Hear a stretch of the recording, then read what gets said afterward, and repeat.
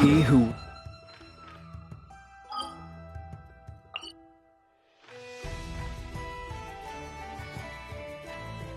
wishes to peer into the abyss needs simply to wander through Nodcry on a misty night.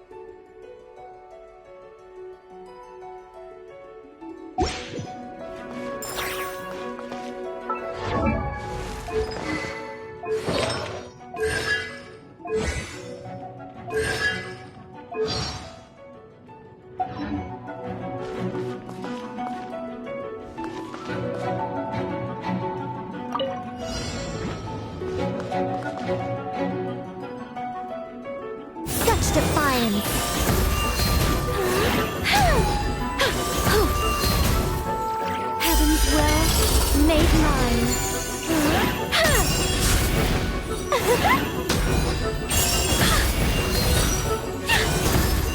Begone!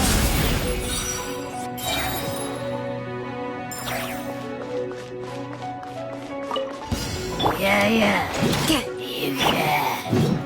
The story has only just begun! Barrier sweeping in! Stay clear! Swirl, Mark 2! Are you in secret? Such defiance.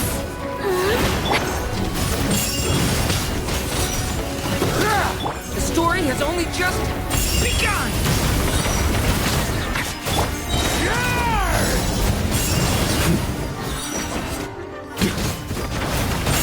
Heaven's will, made mine. Animal hypostasis emulation! Absorption tap. Stay away from me!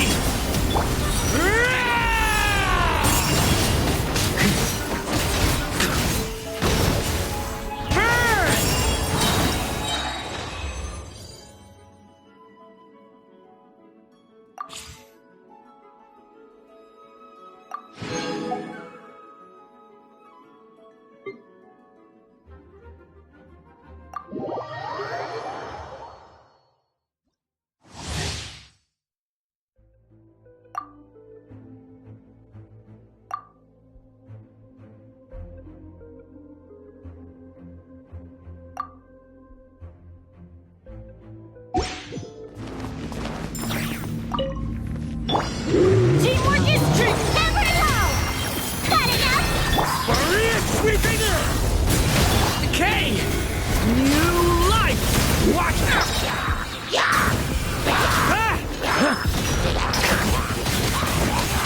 Everybody stand up! My turn! Tingling!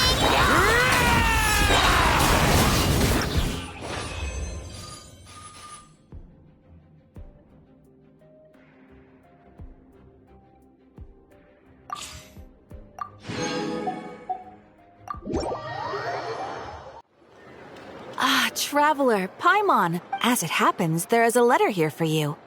One moment. Here. A letter? From who?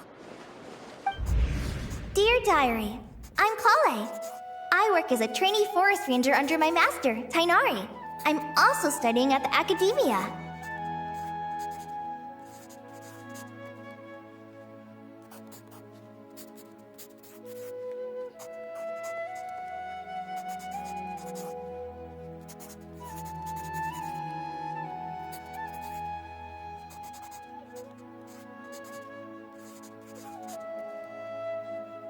I've been getting better and better at reading lately. Mr. Al-Haytham says that the written word is a crucial medium for exploring the world and understanding oneself. That's why I decided to start this diary.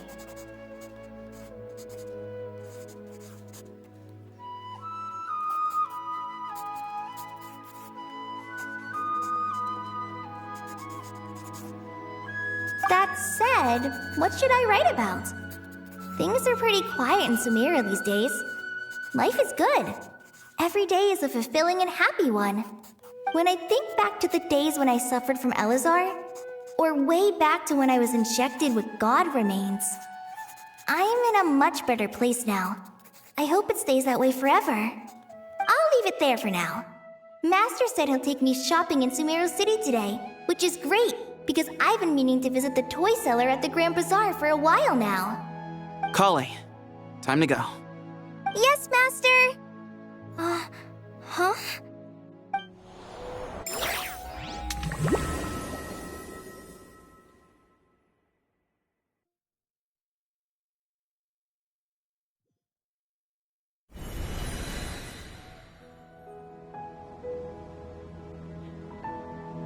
What's wrong, Kale?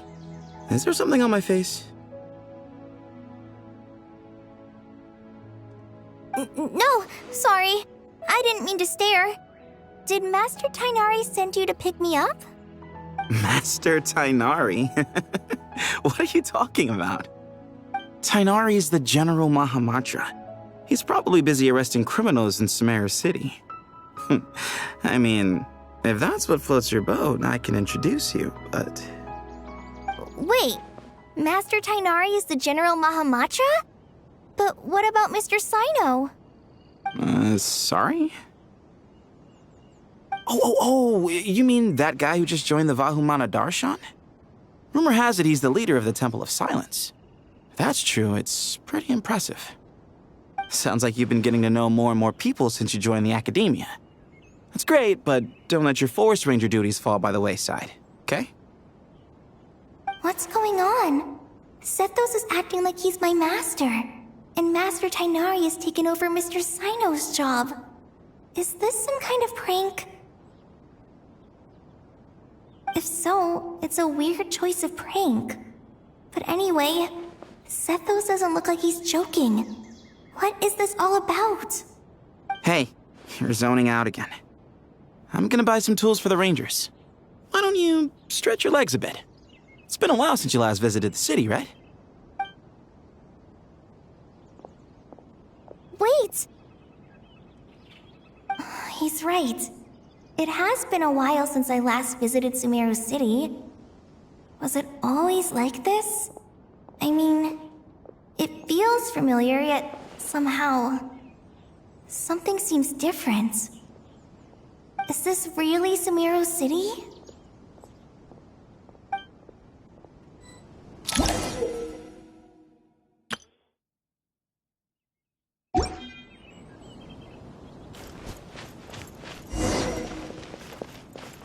Hey, did you see who just walked by? I think she... Would you like some fruit? It takes courage to save enough maintain a money to peaceful buy life, that too. custom-made.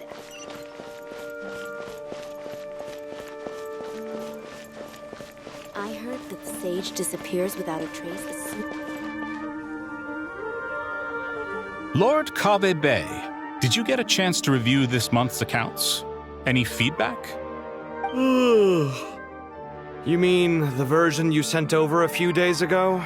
Yeah, I took a look when I received it. I was thinking that maybe our profit margin is a little excessive. I visited some of our commercial partners last month. Their earnings are very slim. Are you suggesting that we give up some of our profits for them? Well, since we have more than we need, yes. Making money for its own sake is pointless. Don't worry, I've already planned for it, and the numbers look fine. We can adjust the rates starting from next month. Also, about that designer you hired, I've had to revise his proposal 3 times now, but he just doesn't seem to... Let's cut our losses. Pay him his fee and send him on his way. I'd like you to get Layla on this instead. She was Cyrus's student, and she designed the Palace of Alcazarzare. Seems like a much safer choice. Who's sneaking around over there?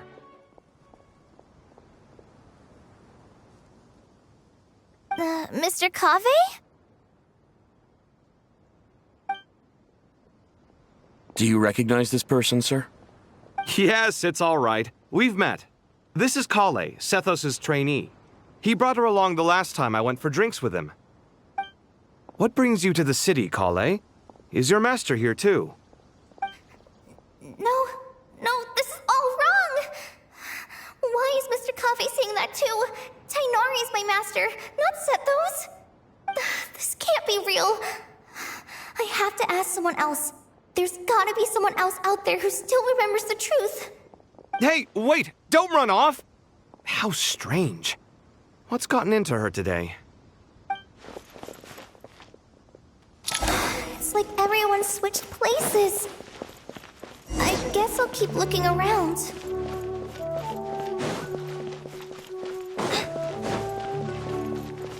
Students are under so much pressure.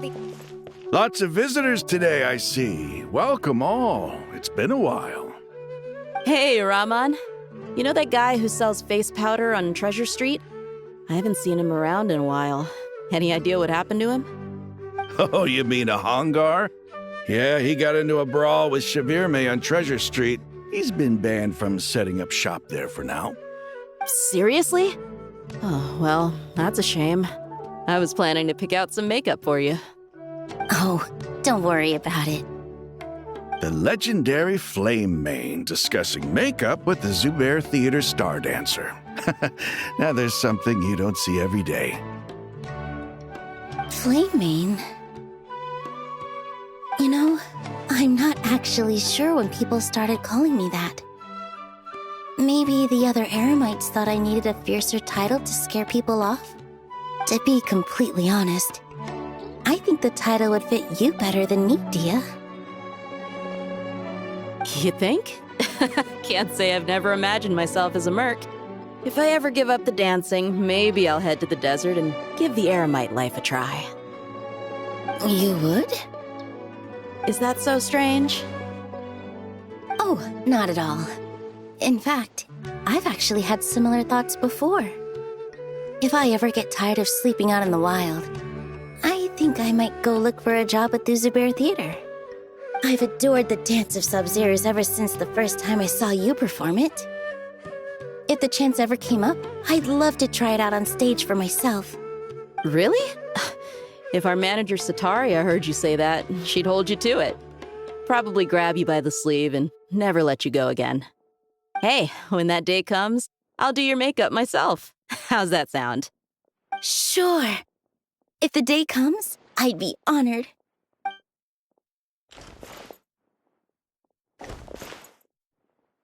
Everyone I know, everything I've ever known. Suddenly it's all a jumbled mess. The question is, who's right? Them or me? Oh, my head feels so heavy. I can't think straight.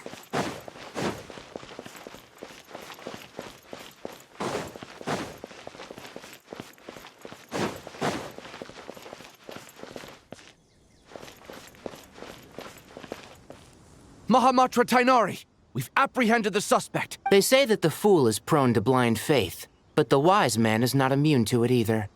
Suraj, do you have anything to say in your defense? Tainari, you were the one who turned the sages against me. Just a few words of caution from you was all it took to destroy my research. And now you're trying to stop me again? You should know that mechanical life is the future! We must cast aside our useless flesh and... That's enough. I'm not in the mood to listen to your lunacy. Anyone could tell you how amateur your work is. Karina, Ilias, put him somewhere safely out of the way. Yes, sir. Next on the agenda is... Master? What is it? Wait, did Professor Zahahati send you? She's been encouraging me to take on an apprentice. Might be getting a bit ahead of herself there, though. No, Master! It's me! Kale! Listen to me. Something really weird is going on in Sumeru City. It's like everyone's identities have switched around. You're not the General Mahamatra. You're a Forest Watcher. Just yesterday, we agreed to come to Sumeru City today to go shopping together and... All right, there's no rush. Your name is Kale, correct? Although this is our first meeting, you do seem strangely familiar somehow. Is there anything I can help you with? No.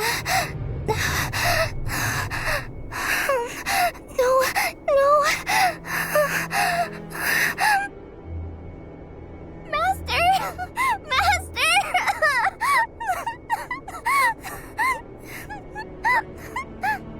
What is it? Huh? Did you have another nightmare? I've told you before, when you're tired, lay down on your back in bed and get some proper sleep. It's much better for you than napping on your front. Poor posture obstructs your breathing, which can lead to all sorts of weird dreams. Now, we're supposed to go shopping in Sumeru City today, remember? Cheer up. I'll take you to Hushang's. I heard he's got some new toys in stock. Go wash your face, take some deep breaths, and when you're ready, we'll head out. Okay. Thanks, Master Tainari. So it was just a dream. And yet, dreams can sometimes be a warning of things that will soon come to pass. Who said that? That dream felt unusually real, didn't it? Here's my suggestion. Since you're heading into Sumeru City anyway, you may as well tell Lesser Lord Kusanali about everything that happened. And just to be on the safe side, I think you should also inform your 2 traveler friends who once helped save Sumeru. I'd write them a letter if I were you. Time is short. A storm is coming from beyond the bounds of fate.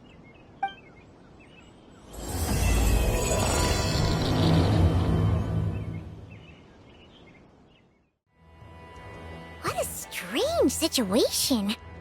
No wonder Kale was in such a rush to write us a letter. Imagine waking up one day to find that everything around you has changed. You might not even recognize Paimon anymore. Oh, that's a scary thought. Let's get to Sumeru and find out what the heck is going on. Kale! Traveler, Paimon! Thank goodness. I'm so glad you made it. Of course. We won't let anything happen to you, Kale. So, what's going on in Sumeru City? Looks like lots of people are moving or something. Yeah, I was just gonna say. After I wrote my letter, Master and I went to Sumeru City and told the Dendro Archon everything that I experienced, from start to finish.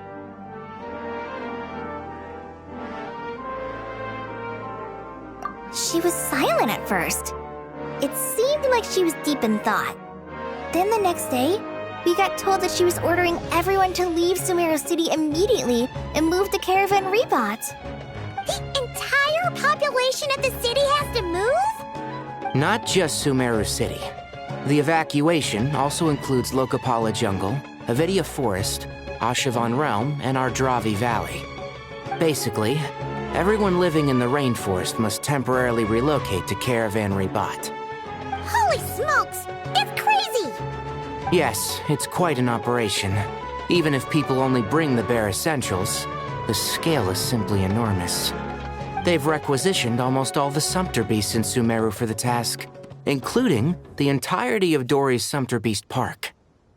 The Dendro Archon said that what Kale experienced was not a dream, but a warning. After our meeting, she immediately summoned the 6 sages to analyze the situation and discuss countermeasures. They concluded that the events seen in the dream are very likely to become a reality, and that an unknown danger is rapidly approaching. Oh, please keep that to yourself. We don't want to cause widespread panic.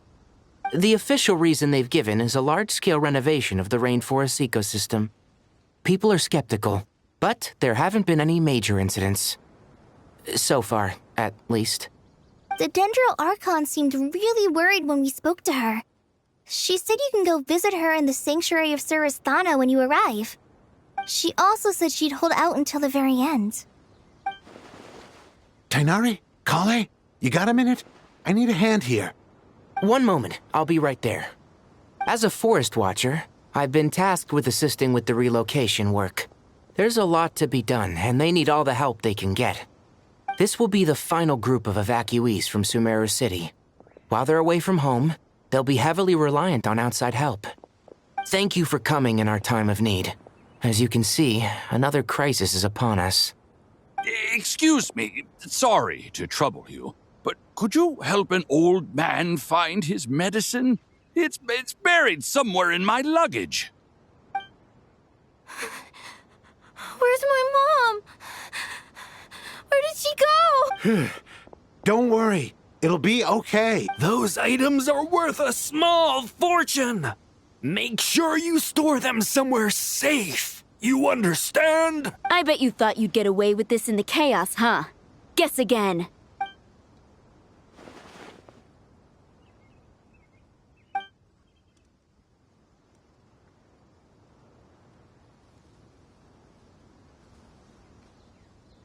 We should go help the evacuees. See you around. I'm so glad that you believed me and came all this way to help. It means a lot. Please stay safe. Don't worry. We may not know exactly what's going on yet, but as long as we stick together, we'll find a way through this. Goodbye! Look after yourselves! Will do. See ya! Whew. Paimon's not sure how she found the words to comfort Kale because, honestly, she's kind of nervous herself. Let's head to the Sanctuary of Surasthana and see Nahida.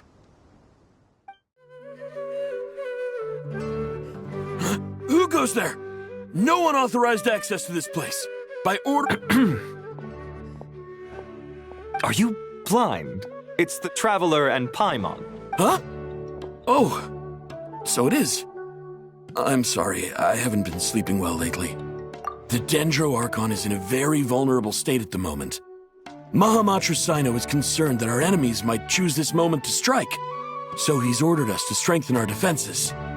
Just seeing you two again already puts our minds at ease. Please, enter. I'm sure everyone's expecting you.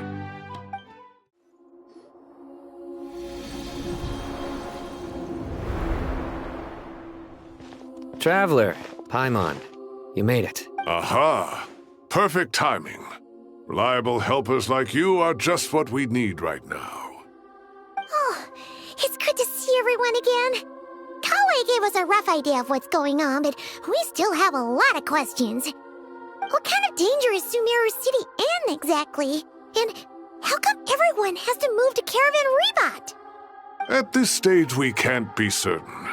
We're investigating, but no definitive answers yet. I take it that Kale told you about her strange dream? Yeah. Apparently, everyone in Sumeru City was acting super weird. Even you guys. It was like you'd all switched places. That's right. Kale and Tainari reported the situation to the Dendro Archon. She believes that it wasn't merely a dream, and that whatever it was has something to do with Irminsul. It's a reasonable inference. Only through Irminsul can people's memory and cognition be so significantly modified in such a short time. We don't know why Kale would dream of these things, nor who was trying to warn her. The Dendro Archon decided to connect to Irminsul to investigate more thoroughly. Irminsul is connected directly to the ley lines. The tree serves as a central hub where the ley lines converge, and its core function is to record and store the world's knowledge and memories. But something has gone awry, severely compromising the performance of this core function. Information is bottlenecking inside Irminsul, hampering the ley line's flow. If this continues, new information will languish unrecorded, with existing records thrown into disarray. In short, the souls of the dead will be stranded, while the living have their sense of reality warped. In the long run, Kale's dream could well become a reality. And that's just the beginning. There's no telling what other nightmares could end up coming true.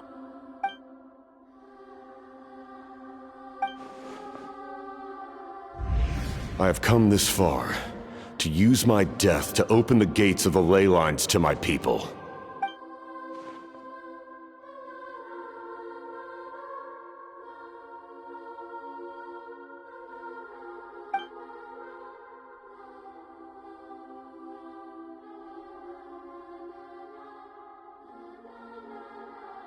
Faced with a growing backlog of information, the Dendro Archon decided to connect herself directly to Irminsul and take over the recording and processing function herself. But it is an almost impossible task. Individual brains aren't equipped to deal with the sheer volume of knowledge and memories involved. All that information flooding in at once would instantly fry any human mind. And for a god, even for a god, the suffering must be unimaginable. The Dendro Archon's power originates from Irminsul. Any issue with the tree itself takes a toll on her to begin with. On top of that, she's subjecting herself to the grueling task of processing all that data. It must be torture for her, and despite all of this, she is somehow finding the strength to investigate the Irminsul situation from within and send us her findings. I finished analyzing the latest data. Looks like our working theory was wrong. There's no signs of Irminsul having been attacked from the outside. So it's internal then? Some sort of disease, perhaps? No. I've spent half my life studying the ley lines. If Irminsul malfunctioned this easily, the world would have met its end long ago.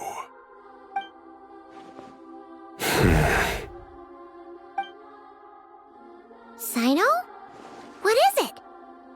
Not long ago, I got a tip from the Core of 30 that a large number of unidentified merchant caravans had recently been spotted entering Sumeru through Beta Harbor. At first, I suspected that they might have something to do with all this, so I sent some people to investigate. But if Irminsul wasn't attacked from the outside... Don't you think there are more important things to worry about right now than guessing who's behind all this? It's been over 12 hours with no new intel. If even the Keeper of Irminsul is this badly affected, you can imagine how bad things are in there.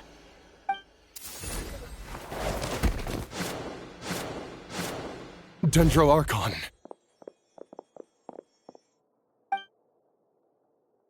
Nahida! What's wrong? Her breathing is weak, and her elemental energy levels are dangerously low. Looks like it's time to move to the backup plan. What's the backup plan? Get out of the city and take the Dendro Archon with us. The entrance to Irminsul is directly beneath the sanctuary of Surasthana. That means this is ground zero if anything goes wrong. The Dendro Archon has a very strong connection to Irminsul. But theoretically, this connection should grow weaker with distance. Under normal circumstances, she could unleash her full power here. But with Irminsul out of control, our first priority is to get her away from here. The situation is critical. There's no time to deliberate. Everyone in agreement? I'll deal with it. I'll also let the Matra and the Core of 30 know to start evacuating.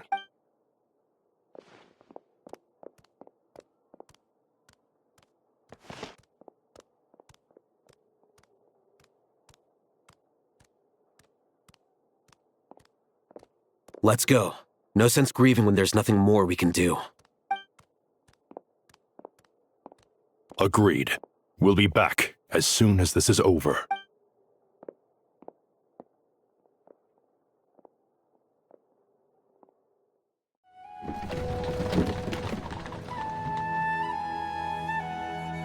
The last group of civilians has been safely evacuated.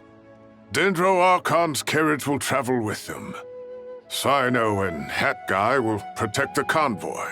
With the Dendro Archon in a coma, we've lost our means of investigating the situation, and with Irminsul still deteriorating, we have no choice but to evacuate Sumeru City. Feels as though we're being pushed along by an invisible hand. Stop moaning, Cyrus. We're the teachers here. We should be showing a little more confidence, don't you think? A wise judgment. Let's move out to Caravan Rebot.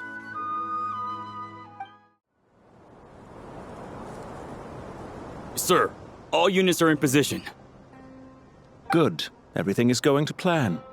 Interfering with Sumeru City is a necessary step, so do not hesitate. The Irminsul situation will not harm you. We need to speed things up here, too. We don't want to keep our client waiting, do we? No, sir. You have my word. Everything will be completed on schedule. They say that fervent ambition attracts the favor of the gods, and with it, a vision. But we appear to be the exception. So, is our ambition not strong enough? Or does it threaten the very foundations of this world? How is the Dendro Archon? Her breathing is steady. I prepared some therapeutic incense for her, but it hasn't had much effect. Her vitals are still very weak. Based on the information you've provided, I have a working hypothesis. Her condition is partly due to Irminsul's influence, and partly due to a physiological imbalance caused by the rapid depletion of her power. Elemental energy usually flows through the body at a relatively constant rate. The body grows accustomed to this rhythm, so when it's thrown out of balance, physical symptoms will appear. Is this similar to the ley lines?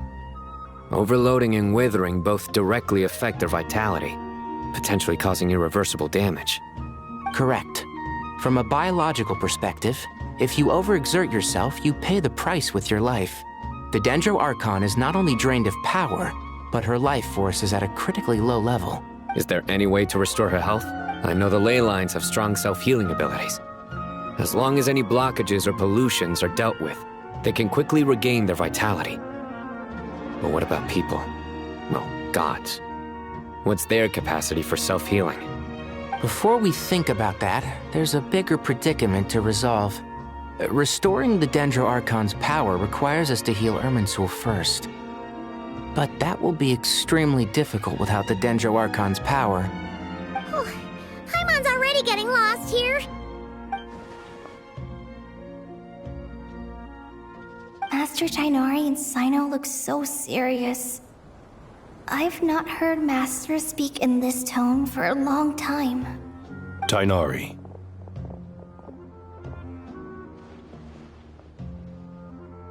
Master Nephis, sages. Tighnari, haven't seen you in ages. Have you gotten taller? Or did your ears get longer? Hopefully the former, Uncle Baladu. Sino, where's Professor Cyrus? I thought he'd be with you. He went out into the wild to investigate the situation. He said that the Irminsul anomaly will likely start to affect the real world. He shouldn't be trotting around alone at his age. Would someone mind introducing us? Ah, yes, of course. I'm sure we're all familiar with the Traveler and Paimon. They're the heroes who helped foil. These gentlemen and I are the 6 current sages of the Academia. Balduri and I are part of the Old Guard, while the other 4 took office after Azar and his clique fell from power. We have Sage Alkindi of the Spantamad Darshan, Sage Farnas of Kasharawar, Rataoist Sage Shakir, and finally Harabatot Sage Rusht. Nice to meet you all. I've heard much about you. Delighted to finally meet you in person. You're younger than I imagined for someone with the power to stand up to fate itself. Once we're on the other side of this, could we get a photo together? My daughter has a friend named Isak. He's always talking about you two. Of course! No true hero would deny a child their wish. Back to business. So with the Dendro Archon currently in a coma, the people have taken temporary refuge at Caravan Rebot. But they cannot stay here forever. We need to come up with a plan as soon as possible. Farnas, any thoughts? Well, firstly, having reviewed the data, I'm inclined to agree with your assessment. This doesn't look like an attack on Irminsul from the outside. Rather, it resembles a malfunctioning machine. That being said, before we consider how to fix it, we need to understand precisely what has gone wrong. Furthermore, we somehow need to ascertain this without relying on the Dendro Archon's power. We have no direct access to Irminsul. However, we might be able to gather the information we need from the ley lines. Study the branches to learn about the trunk, in other words. Wait, is that what Cyrus is up to? No wonder he ran off to research in the wild. Curse always one step ahead of me, isn't he? I heard that while in the sanctuary of Surasthana, the Dendro Archon had to serve as the central information hub herself. This is a clear sign the situation within Irminsul might be far worse than we can imagine. Irminsul is vital, not just to the safety of Sumeru, but to all of Teyvat. We must be the ones to bear responsibility for this world. To be on the safe side, I think we need to consider some backup plans. Are you saying we should consider a scenario in which Irminsul is completely destroyed? I'm merely pointing out that the possibility exists. You have a valid point. But until worst comes to worst, I believe we should focus our efforts on resolving the Irminsul anomaly and helping it recover. Kale, I understand that you were the first to foresee this crisis. If it's all right, I'd like to talk with you about it in more detail. Of course! But even I don't know how I came to have that dream. If there are no signs of external damage, could it be a stress fracture? Metals tend to suffer from this issue with long-term use, and Irminsul has existed for centuries, after all. It's possible, but surely a stress fracture would be more likely to cause a complete shutdown rather than chaos. Sages, General Mahamatra, sorry to interrupt, but something has come up. What happened? Some citizens didn't believe that Sumeru City was really in any danger. They slipped away and hid during the relocation, intending to return home. How many people are we talking? About a dozen. Sakura found them while on patrol, but they appeared to be suffering from psychosis. For whatever reason, they were trying to kill each other. By the time we arrived, there were only 2 survivors. One was unconscious from their injuries. The other tried to attack us, but was subdued. Where did this happen? Near Yasna Monument. That's not far from Caravan Rebot. Master. I know. The Irminsul anomaly is beginning to have effects in the world. I didn't expect it to spread to Yasna Monument so soon. It almost feels like we're being chased relentlessly, with no time to catch our breath. Sir Cyrus said the same thing. He sent me back to report in, while he continues investigating. I'll go join him.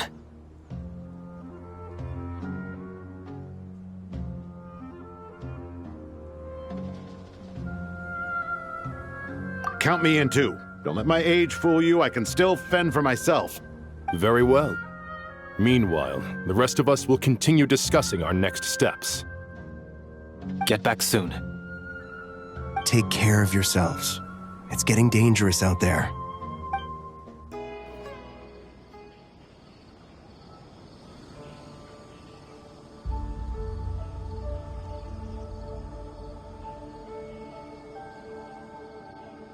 Please, don't go any further. As you get closer to Sumeru City, there's no knowing what dangers you might encounter. So this is our mentally disturbed man? I'm going to gut you all!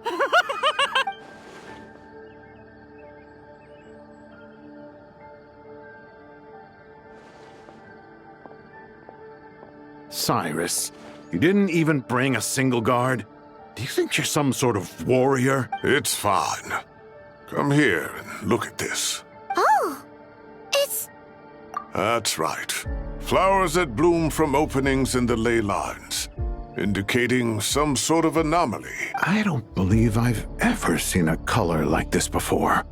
Did you discover it nearby? Not just here. Way over there, too. They're everywhere. There's even more in that direction. How did you ascertain the situation further ahead? Didn't you just say that we can't go beyond this point? Yes. This area is relatively safe so far. But if you continue forward, delusions will start afflicting your mind. However, some vision-bearing mercenaries were able to maintain their sanity a little better. They're the ones who brought back news from further afield. Sino, do you remember the class I taught on dissecting ley line blossoms? I do, Professor. I received full marks in that course. Good. After all these years, it's time to put that knowledge into practice. There must be anomalous information hidden within these blossoms. Alkindi, I'll need your help as well. Been a while since we worked on a project together, hasn't it? Sure has. Well, what are we waiting for? Let's get to work. Anything we can do to help?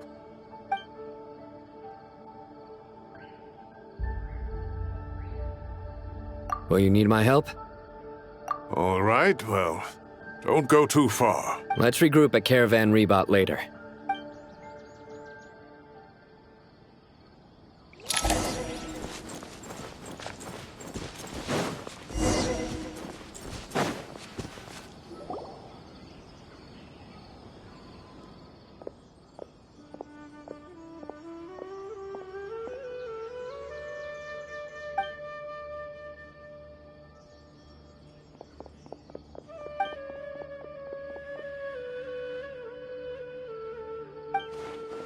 That should be the heart of Oasis. All we need to do is light it with the fire seed, and it'll restore a pep with elemental power. The damage it suffered internally will also slowly begin to heal. What is it? You thought of some... Really? Then let's get back and tell the others!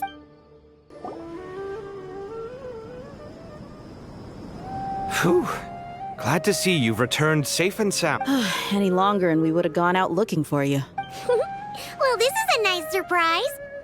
I'm Sure feels better with everyone we know. We've made some progress, so let's start by giving you and Paimon a quick update. By dissecting the ley line's blossoms, we've been able to deduce that although Irminsul is experiencing an anomaly, the Dendro Archon has the power to connect to Irminsul. But there's also another way. I assume you recall the devices everyone was wearing when you first arrived in Sumeru? Devices? Oh, wait. The Akasha terminals? That's right. Of course! It's been so long, Paimon almost forgot all about the Akasha. Wasn't it shut down, though? Yes, but although the system isn't currently operational, the technological infrastructure is all still there. And it turns out that a certain someone gets so bored at work that he's actually read through every single one of the instruction manuals. No prizes for guessing who that was. If praising others is that embarrassing for you, you can simply spare yourself the ordeal.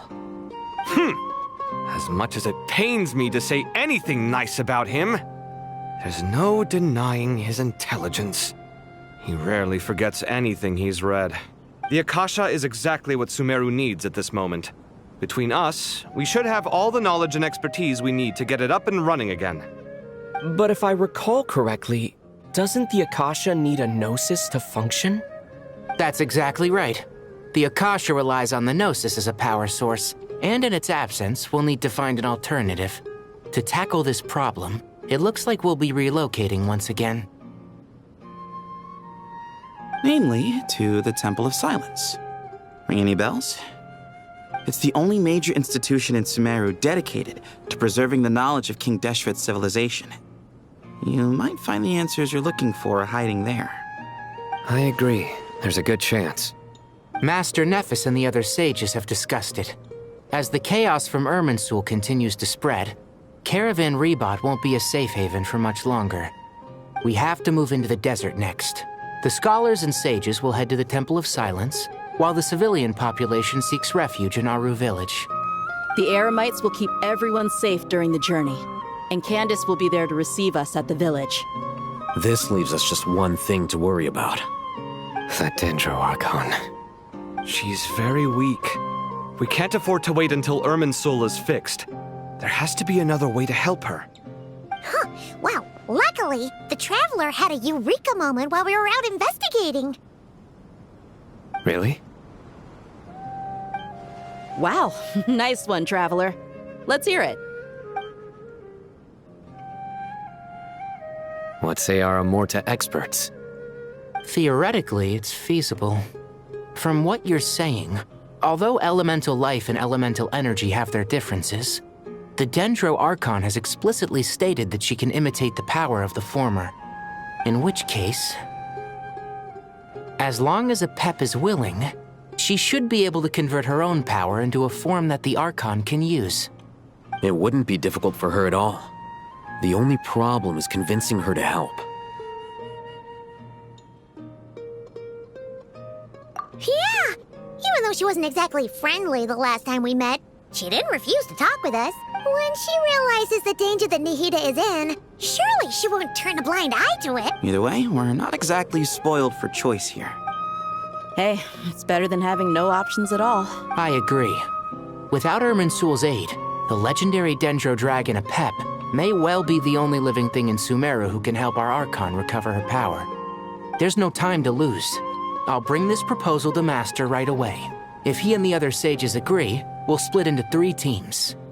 The academics will go to the Temple of Silence to look for a solution to the Akasha problem. The Eremites will escort the civilians safely to Aru village, and the Traveler and Paimon will take the Dendro Archon to see Apep. There's still a long road ahead, and no knowing if we'll make it. But at least we have a direction now. I'll take it over floundering around in confusion. If there are no objections, then let's proceed. But before we adjourn, I would like to leave you all with some parting words.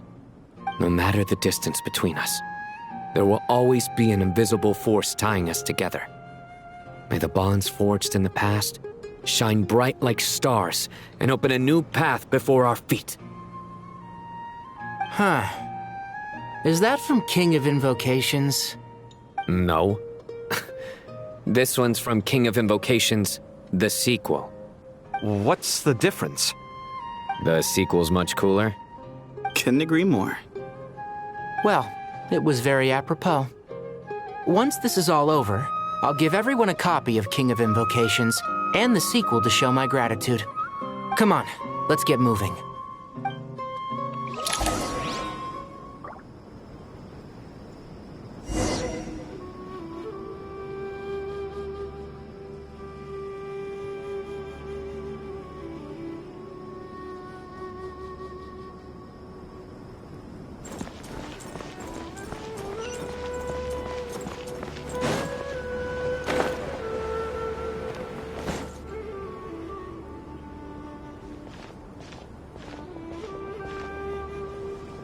Tighnari has brought me up to speed. I approve of your plan of action, but we can't proceed with everything right away. The people need to rest. For many of them, this will be their first time in the desert, so we'll need to find additional personnel to help escort them. You two, please go on ahead with the Dendro Archon. Let's rendezvous at the Temple of Silence later.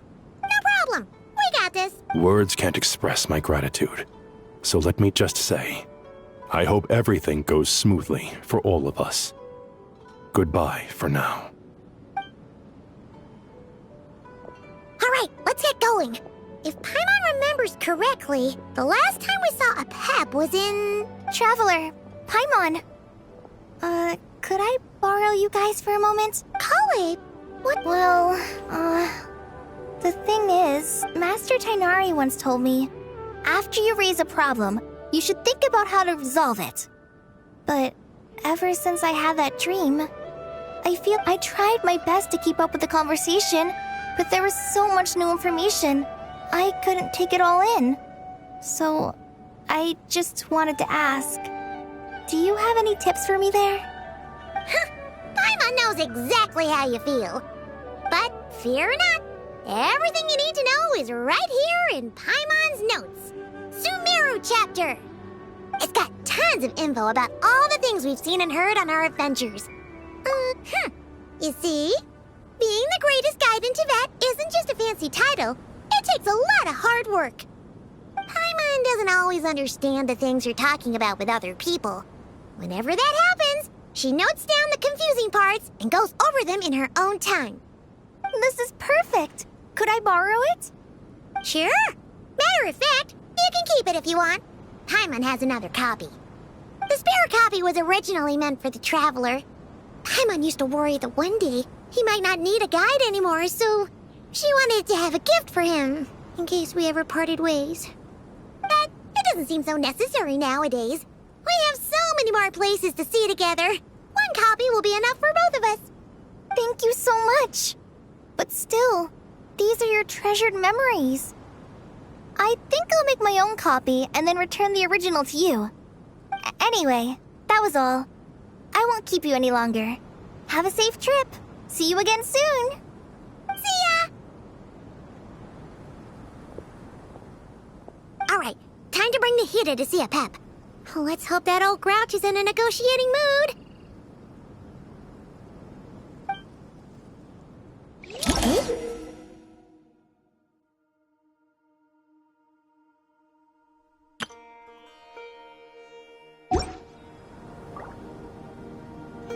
Actually, never mind. In a Pep size, Nervalet's probably one of those dragons who's grown too close to humankind. They might end up fighting for all we know.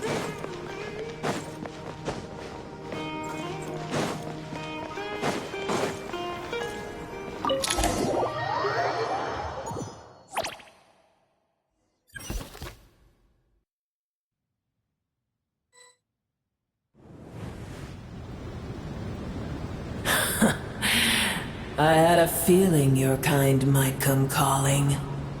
The ley lines are in disarray. Something has gone wrong with Irminsul yet.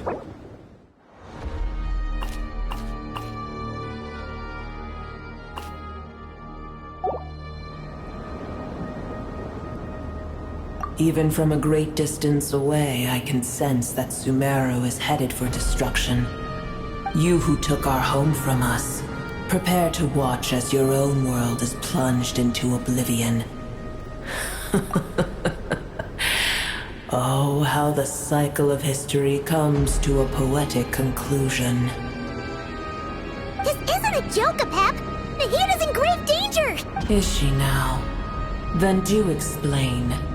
For what reason should I lend Booer my assistance? Apep, if you truly despise gods and humans so much, well, after the great humiliation of being helped by a god in the past, shouldn't you be jumping at this chance to balance the scales? Now that is a compelling reason. When El Ahmar plotted against me and I was tortured by forbidden knowledge, it was Booer who saved me from agony. And though I regard with shame the pity of my enemies, to receive aid without repaying it would likewise tarnish a dragon's dignity. Oh, tiny Booer, puny humans. Just this once I shall deign to show you the true power of dragonkind. Whoa! It's happening again! We're gonna get sucked in!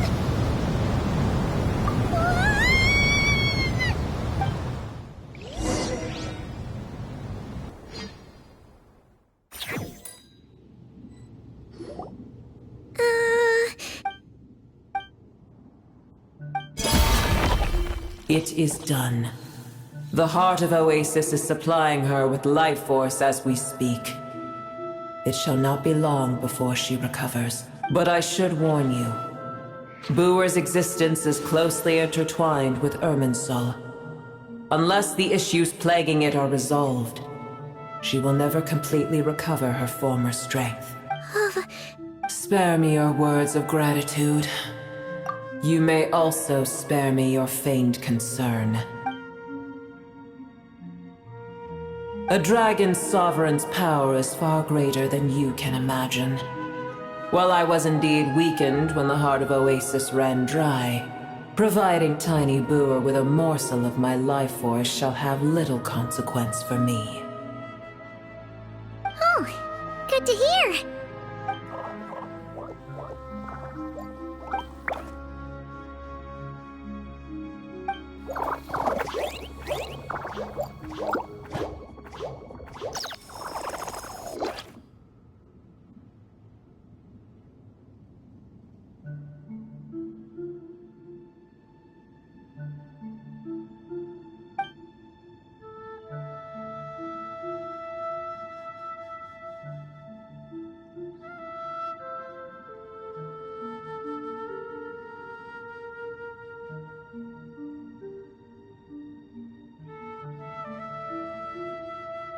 Ever held in high favor, I see. Oh, well, you know. The compliment was sincere. Simply accept it.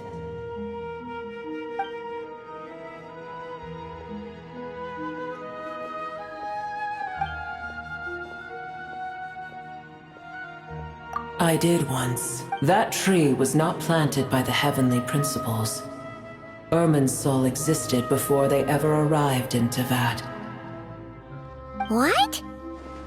There was a time when it belonged to Teyvat, to dragonkind. Its appearance and function then differed greatly from today. The ley lines flowed with an abundance of a familiar, primitive form of elemental energy. You may know it as the power of the Light Realm. The heavenly principles usurped and refashioned Irminsul, made it serve humanity, and used it to anchor the fate of the world. Yet in the end, humanity has failed to protect it. Heavenly principles, God of gods. It makes me sick. The enmity between your kind and mine can never be bridged.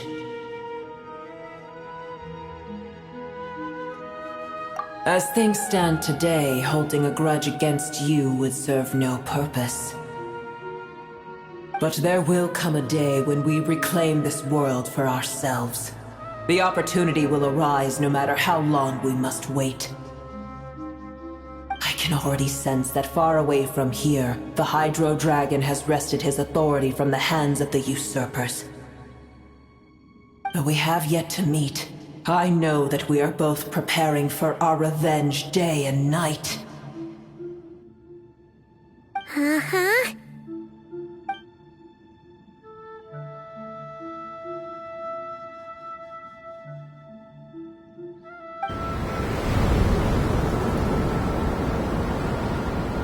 I hear a great disturbance out there. Huh? What is it? Sandstorms come. Another calamity approaches.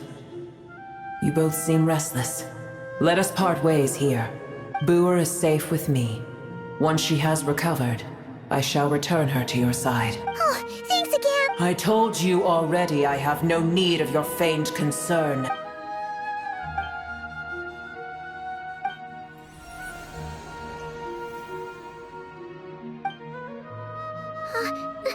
Nahida?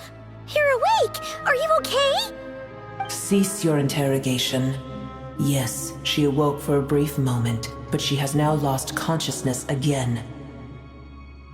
Take it. We shall talk more at another time.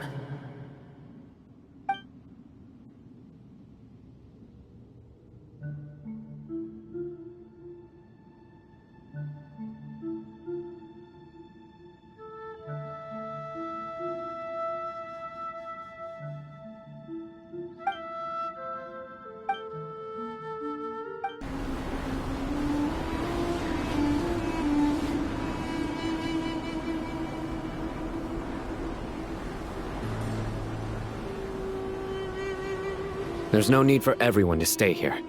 I'll protect the sages. The rest of you, return to Aru village. Yes, Mahamatra Sino.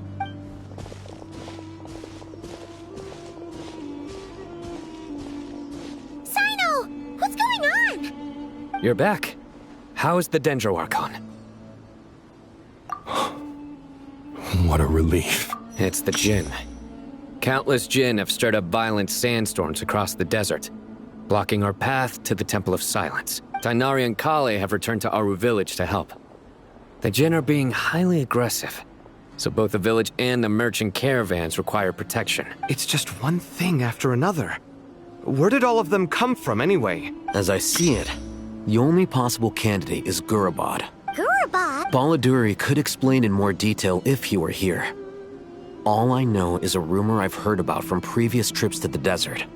Supposedly, a great number of dormant Jinn lie sealed beneath that city. Gurabad is, for me, a fated land. I must therefore return back to this city, where my destiny awaits me still, my master. I am sorry that I couldn't stay by your side for long, and that I couldn't— Lilupar. Yeah, we once said goodbye to a friend there. Well, maybe not a friend exactly, but someone we met on the road anyway. She was a strange bottle. If we can find a way to wake her up, maybe she can help solve the situation in Gurabad. Well, be careful. You may find there's more than just the Jinn to worry about. You mean, there are other dangers in Gurabad? It's a sensible assumption to make. The moment we arrived in Caravan Rebad, the Irminsul anomaly started spreading in that direction. Now we've moved to the desert, and suddenly we're plagued by Jinn and Sandstorm. To call it a coincidence would be a stretch. Don't worry, we've gotten a lot stronger since our last stint in Sumeru. Ah! It appears the monsters native to the desert have been stirred by the Jinn's activity.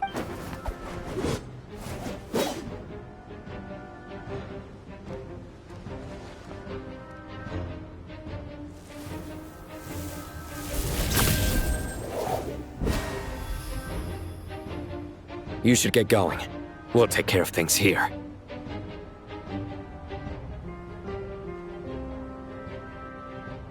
You too.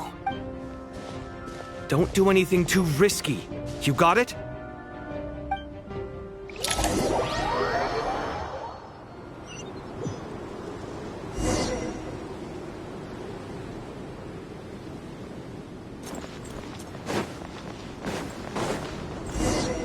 The Jinn are swarming out of Gurabad! Looks like Alhazen was right! Let's get inside and see what's going on! Absorption test! Close your eyes. Be silent.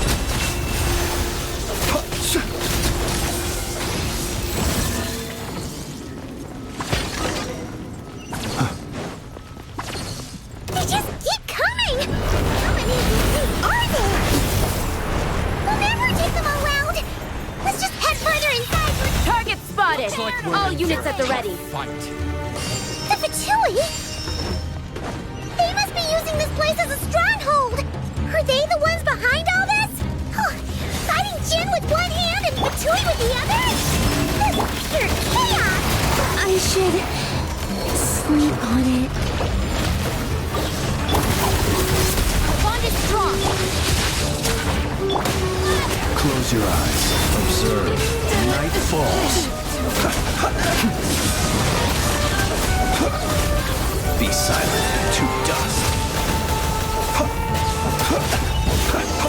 Wait, a new moon rises. Lightning terrified! Dissipate! Absorption test!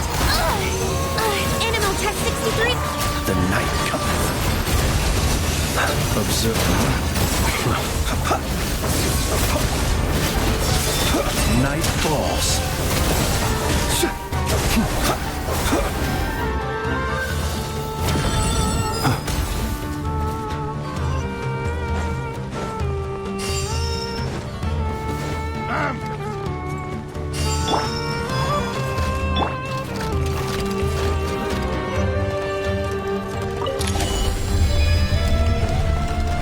Do you see that strange machine? Paimon has a sneaking suspicion that that's the thing wrecking Gurabad and setting all those dangerous Jin free! The target has reached the core zone. Requesting backup. Repeat, requesting backup. Backup en route! Stop him at all costs! Careful! They're back again! Close your eyes. Nice one, Traveler! Let's keep going! Out of my way! Enhanced Animal Module 75! Beware the creatures of the night. Be silent. A moonlit night for all. Absorption test! Animal test 63 away! Wait. I'll settle this! Observe. Be silent.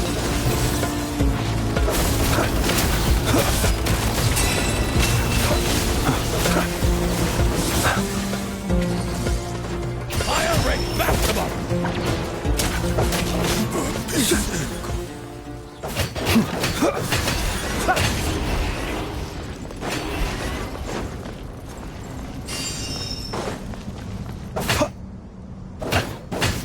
100 Jin's gone kaput!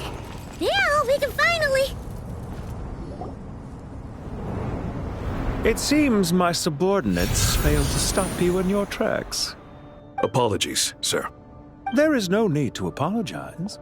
You did well to hold your ground against such a powerful adversary for a... So, you're in charge here, huh? First the problems with Irminsul, now this mess in Gurabad? Are you the ones responsible for all this? I'm afraid I cannot answer that. I assume you aren't naive enough to expect answers from an enemy. Oh, this guy is so... However you want to spin it, you're clearly involved in this somehow. So you can either start talking, or we'll have to make you talk. Let's get him! Traveler? What's wrong?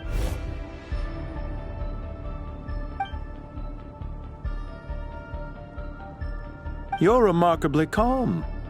Some would act more rashly upon finding the ringleader all alone. But you keep your cool. Even as your enemy, I must applaud you. Did you show yourself just to say that? Is this you trying to take back control of the conversation?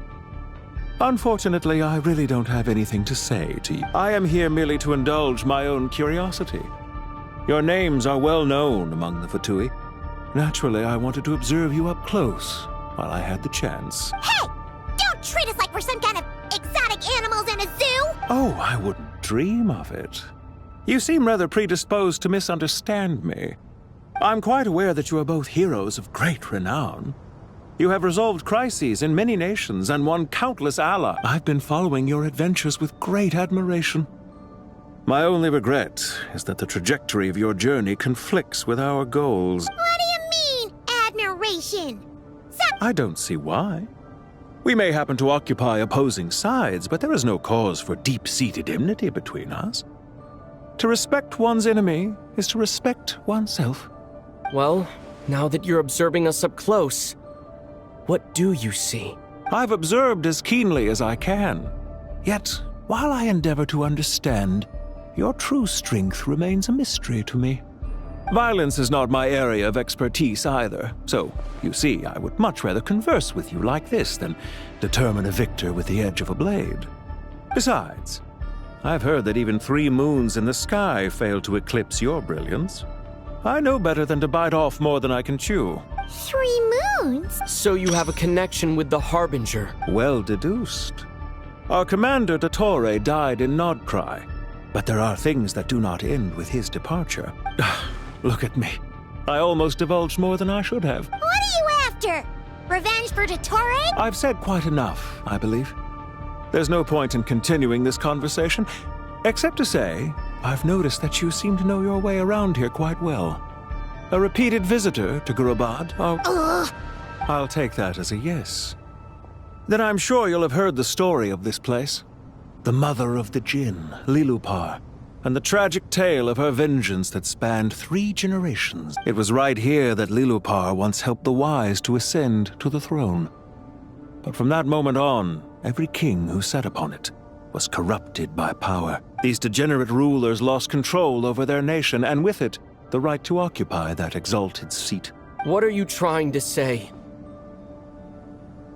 I once admired you for your adventures. That is the earnest truth. But it appears to me that your journey serves ultimately to uphold the rules of this world. Are these rules truly just? Does the heavenly principles rule with wisdom or folly? And how can we be sure that the 7 who wield authority over the world will not be corrupted? Do you seriously think you're gonna convince us of anything? Convince you? I'm sure my commander already tried that. Why would I waste my breath doing the same? If a few words from a stranger were enough to make someone completely change their stance, it would only prove that they never had a firm will to begin with. I am merely stating my position, so that we might understand each other better. As for what game I'm playing here, I'm simply buying some time. But now I must bid you farewell. It was a wise decision not to attack me immediately. Since you did not fall for my ambush, I will now have to ask those in hiding to reveal themselves. Leave this to us, sir. Very well. I trust you to do what is necessary. Sumeru City, Irminsul. Hey! Stop right there! Don't you All units, stop them! Protect the commander! Did you hear that? He mentioned Sumeru City and Irminsul! He definitely knows something! We can't let him get away! Get rid of these pesky soldiers, quick! Rear guard to the front! Don't let them through! Get that thing in position! Hold on! Just a little longer! Nowhere to hide! Be silent. To dust. Close your eyes. Night falls. We finally beat them! That mysterious guy can't have gotten far! Let's catch up with him!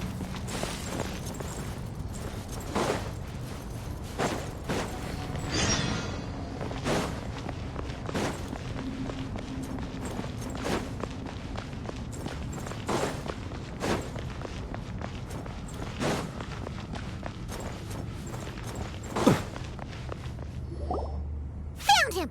Over here! You're very persistent.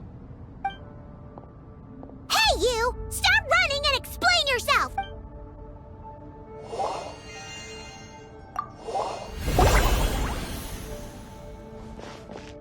What's this? Relax. A small trap like this won't be enough to hold you. The sandstorms from Gurabad will die down soon enough, but This small window of time was all we needed to launch the next phase of our plan. Don't be discouraged. I knew that someone would come here eventually, so I planned ahead. Where to chat with you, which door to exit from, even which mechanism to wait by for you. I thought through every detail. You, meanwhile, know nothing of who I am. So far, you've only heard my voice, and for all you know, it may not even be real. But not to worry. This is only our first meeting. It shan't be our last. Just answer me one last question. Why do you continue to follow Dottore? Follow isn't quite the right word. Let's just say even those you see as villains have their friends, even if they aren't the most sincere of friendships. When any set of rules is established, there will be those who benefit and those who lose out. People will do anything to justify what they have gained or escape from the hardship imposed upon them. Neither he nor I are tolerated by the rules of this world. We were both searching for a new order. Our ideas of the final form that should take may have differed, but our journeys took a shared path. Goodbye, Traveler and Paimon. I wish you a timely escape, albeit not too soon. Hey! Come back! Wait, this dark wall. We've seen these on our adventures before. It swallows people up! Paimon's sorry. She shouldn't have jumped a gun! Oh, okay.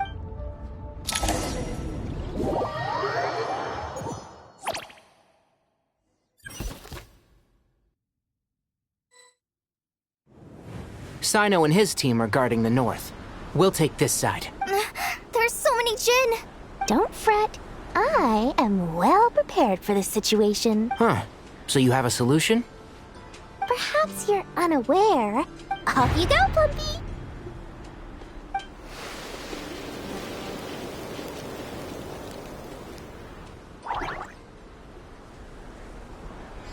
Come on, what's the holdup? 5,000 mora. 20,000 mora. 100,000 mora. Final offer. Ah, so she's a hired partner.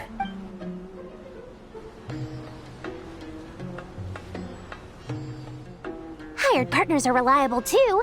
Plumpy here is a highly skilled negotiator. You'll see. Just a few words from her and...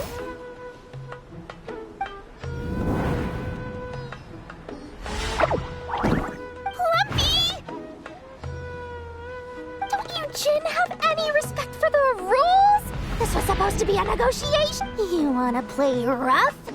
You can play at that game.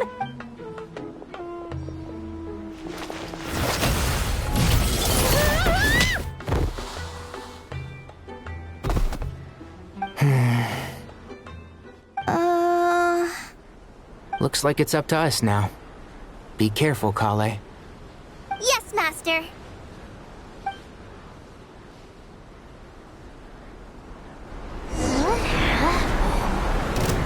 How did I pass out?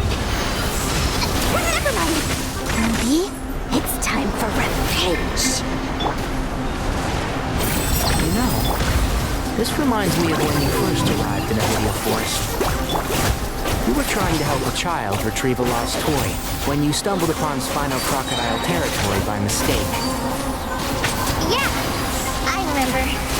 Our first time fighting side by side. Fighting side by side? I seem to recall swooping in to rescue you with a team of forest rangers. Please stop.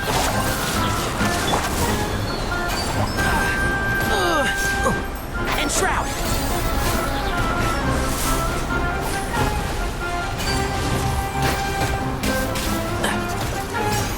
Keep up.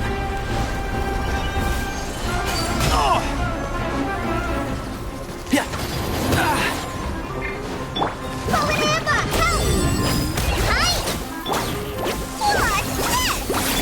I'll uproot you! Can't see? There's too many of them! I can't believe I used 12 rare items in one battle. Ugh. I shudder to think how this is going to affect this month's accounts. The sight of that glaring deficit might be more than my poor heart. Tainari, how's the situation on your end? We held the line, though it was a close call. But it looks like they're preparing for another attack. Has something happened? They've breached our defenses in the south. The Jin are pouring in. We're hemmed in. This is getting precarious. Our margin for error just got a lot smaller. That's why we wanted to confirm your status. We need to consider our next move carefully. Bad news!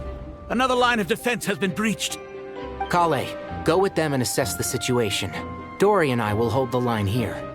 But Master! Even with 3 of us, we barely managed to. This is not a discussion, Kale. Don't worry about us. She clearly still has plenty of tricks left up her sleeve. Wait! You can't pin all your hopes on me! Oh, great. I've almost run out of the things I brought with me, and the rest is back at the caravan. I should be able to hold out for a little longer, but still... Master! Need any help? Huh? What is it, Kale? If things continue like this, it won't be long before Aru village is overrun by Jin, and the sandstorms are sure to follow in their wake. I do have a plan, but I can't guarantee it will work. I don't care! Whoever you are, please just help us! The only one who can help is you. I am merely here to guide you along the correct path. I am a spirit created at the beginning. I am a flickering illusion. I am the shimmering light that flows from the eyes of the Creator.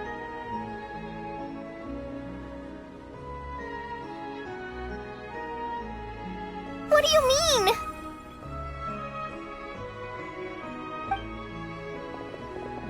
Watch out! Jin incoming!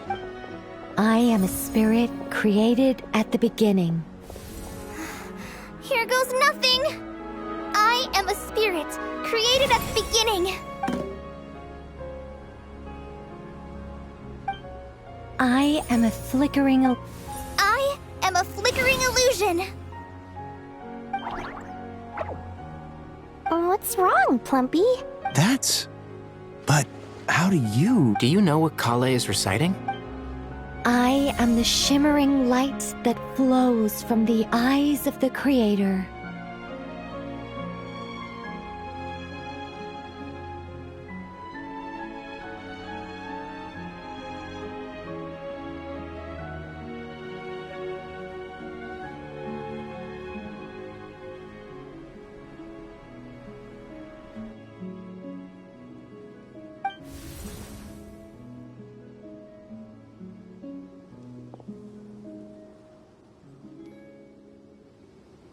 I am the shimmering light that flows from the eyes of the Creator!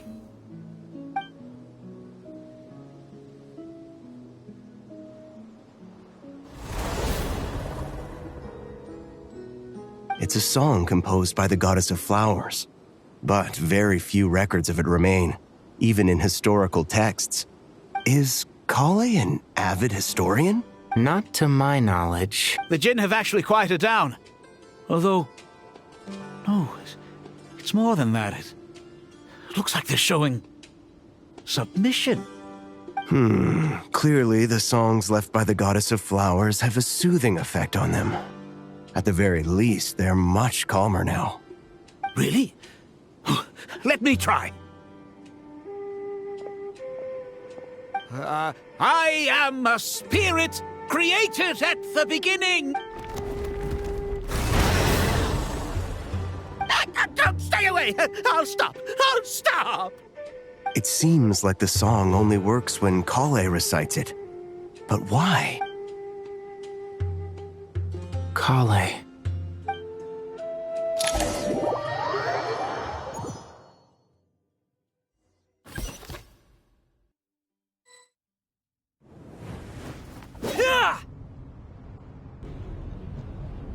Any luck?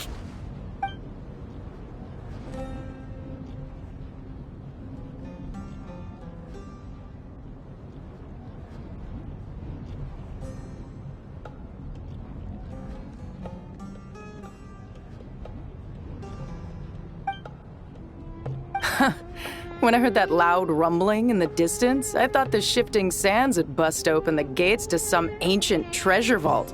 Huh? Wait, that sounds like... It's been a long while. Jet!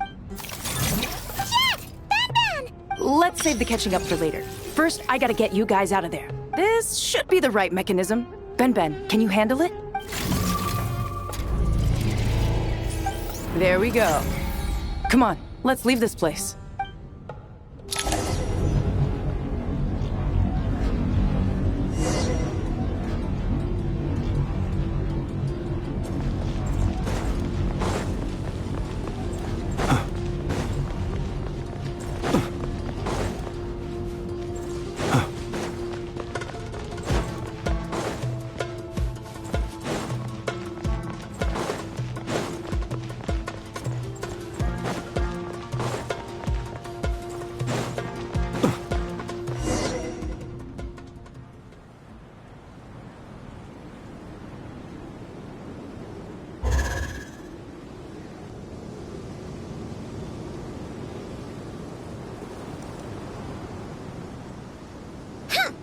Fatui sure made themselves scarce. It's like they were never here. The Fatui? They came to the desert again? Yep. No idea what they're planning this time. They were being very coy about it. How have you been, Jet? Well, since we last met, I've started my own band of mercs. We've actually made quite a name for ourselves. Oh, yeah. On a slightly different note, I have some good news. I finally took care of Masaira. Not much to write home about. It was just another day. Found his hideout. Dragged him out of his cozy little bed. He tried to talk me into seeing his point of view, as usual. But I'm way past that by now. There was nothing he could say to save his life. What about you guys? Bet you'd forgotten all about me and Ben, huh? Of course not! We're super duper best friends! Wow. Sounds like I should make time to visit some other nations too. Oh, right. I almost forgot. We're here to look for Lilupar. Oh, that bottle? Yeah! We need her power to calm the Djinn and stop the sandstorm. Here's hoping we actually manage to find her, after all the trouble we've been through. Surely, with everything's been going on in Gurabad, she must have woken up, right?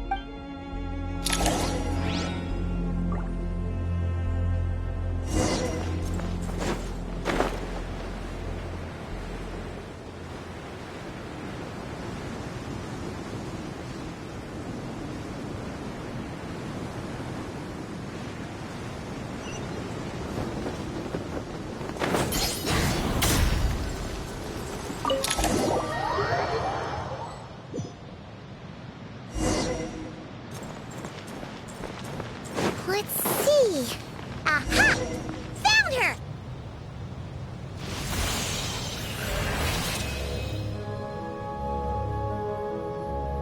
Lilupar! What a long dream that was. Oh, and you're here too, little wildcat. The four of us back together again. In truth, it was at first. I was none too pleased when those miscreants barged in. But it did give me the chance to reunite with you, dear master. After we last parted ways, I merged with the land beneath Gurabad to suppress the dark calamity stirring in the depths. It rekindled the flame of vengeance within the Djinn, depriving Gurabad of any hope of peace. I fought against it for a long, long time. Until one day, I sensed a change in a foreign land to the west. Suddenly, the pitch-black abyss fell silent.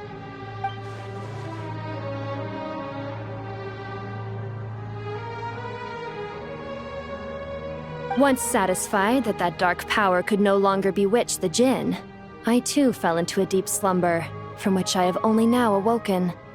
Why have you returned to Gurabad, my master? And why is my sand-swept homeland in disarray once more? Well, basically, Sumeru's in danger and a lot of our friends are affected. Some bad guys messed around with Irminsul and now they've released the Djinn in here. We managed to chase off the culprits, but we have no idea how to seal this place back up and stop the sandstorm. Child's play. I shall quell the Djinn and scatter the storms. Thank you, Lilu. No need to thank me, my master. I have granted many wishes in my time, and this was the most trivial of them all.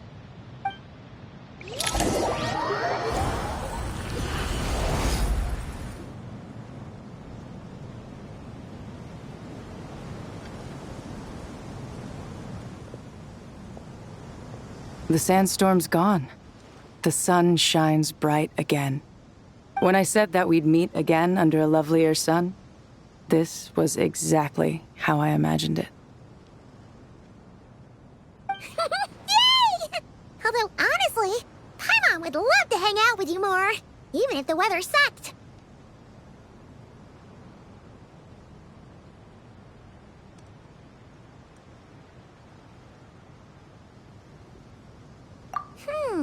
Well, there shouldn't be any more gin breaking out, right? Are we okay to head back?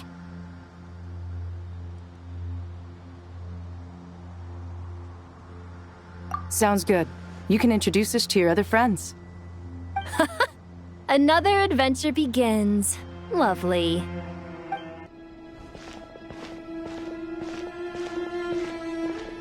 So, this is the Temple of Silence.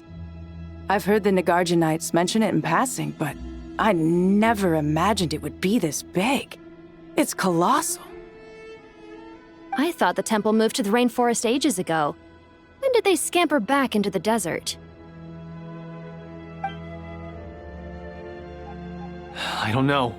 This plan sounds a little too risky for my liking. Even in King Deshret's day, this was experimental technology.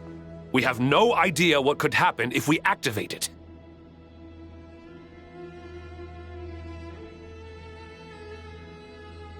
Well, unless you know of another viable alternative for the Akasha terminal, I'm afraid this is our only option.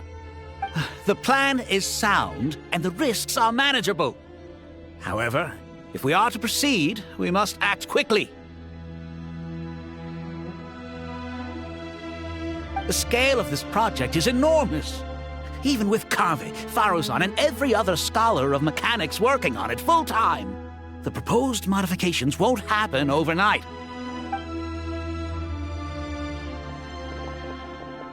You're back. Everything all right? And who are they? Friends of yours? Pretty much everyone in the Temple of Silence is. This guy's Kaveh, and the one next to him is Alhaitham. Hello, I'm Jet, and this is Lilupar. Oh, a famous name from the history books. Pleased to meet you. A friend of a friend is a friend of mine, as they say. Who's they? Huh? Do people not say that? Not in the desert. Friends you can trust, but friends of friends? Gotta keep an eye on them. Still, I do trust the Traveler's judgment. I'm sure you're good people. The sandstorms have calmed down. I take it the Gurabad problem is resolved? What did you find?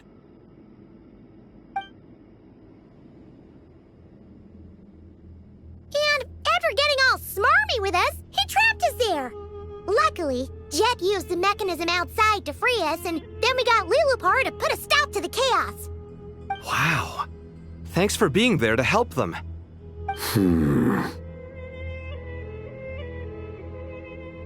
So, this mystery man openly admitted that he was merely a Harbinger subordinate. Yeah? Is there something weird about that? I assume you aren't naive enough to expect answers from an enemy. Well deduced.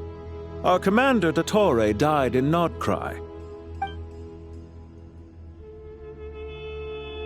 Are you wondering about his true identity? Or do you think there's a big conspiracy behind all this? I wouldn't go as far as to call it a conspiracy. Just the simple fact that having someone to shift the blame on tends to prove useful should trouble come knocking later. The most important thing for now is to solve the immediate problem. Perhaps that man knew you wouldn't have the resources to investigate his background and so didn't put much effort into disguising himself. This is all getting a little cryptic for me. I'll let you guys talk while I take a walk with Lilupar. Jet? Aren't you with the Blazing Beasts? What a coincidence. Didn't expect to run into you here. We're mercs. You can run into us anywhere. Who's this with you? So, did you find the solution you were looking for in the Temple of Silence? You bet we did. This place is incredible. It has everything. So far, we've discussed a plan and verified its feasibility. Building a new system from scratch is out of the question. So our only option is to modify the Akasha using certain resources we hope to find in the mausoleum of King Deshret. According to certain sources in the Temple of Silence, there is a core device in King Deshret's mausoleum known as Aru. Little is known about this device in academic circles, which suggests it was hidden quite effectively. If these sources prove correct, the energy contained within Aru may be sufficient to power our Akasha renovation plan. However, this raises difficult questions regarding technological integration. The sages are still debating it. Yeah, but I'm sure they'll reach a compromise once they've argued it out. The people of the rainforest are always cautious when it comes to desert technology. But times of crisis like this leave us with little choice. Wait, Paimon has a question. Is this the same Aru we've heard of before? It's sealed off, right? Some sort of prison where the Goat King, Ibis King, and Crocodile King are locked up. Well remembered. Yes, that's exactly right. According to our records, Aru was the most brilliant creation King Deshret ever conceived of. Built by divine and mortal artisans working together. It was a miraculous accomplishment, and it lies hidden deep within the king's mausoleum to this day. That being said, what Aru actually does and why it was built, those are deep secrets we are not privy to. Until recently, I wouldn't have been optimistic that the place even exists. The only reason I'm inclined to believe it now is because we heard it from the Ibis King Thoth himself at his temple. The tale of how the 3 retainers of Al-Akhmar were imprisoned in Aru. Paimon totally gets that. When Paimon first heard about it, she thought it sounded pretty unbelievable too. Do you guys still remember that? The Ibis King told us they were trapped in Aru and that they had to answer 3 questions to get out. I think I remember. What causes our rise and fall? What obliterates love and hate? And what determines truth and falsehood? Those were the 3 questions, right? Yeah. If only Nefer were here. She's dealt with the Ibis King before, so she might know more. Oh, Nefer's a friend we met in Notcry. Notcry? Funny. She showed up here earlier. Huh? Yeah. Had another lady with her, too. Both said they knew you. They contacted the sages, claiming they might be able to offer some assistance. Really? They came here to help out? Yes, really. It was just before you got back. One of them said she's made Notcry her home. If she's the person you were talking about, then... Looks like betting on Aru was the right choice. See? They're right over there. Nicole! Nefer! Why, hello! We're here to help.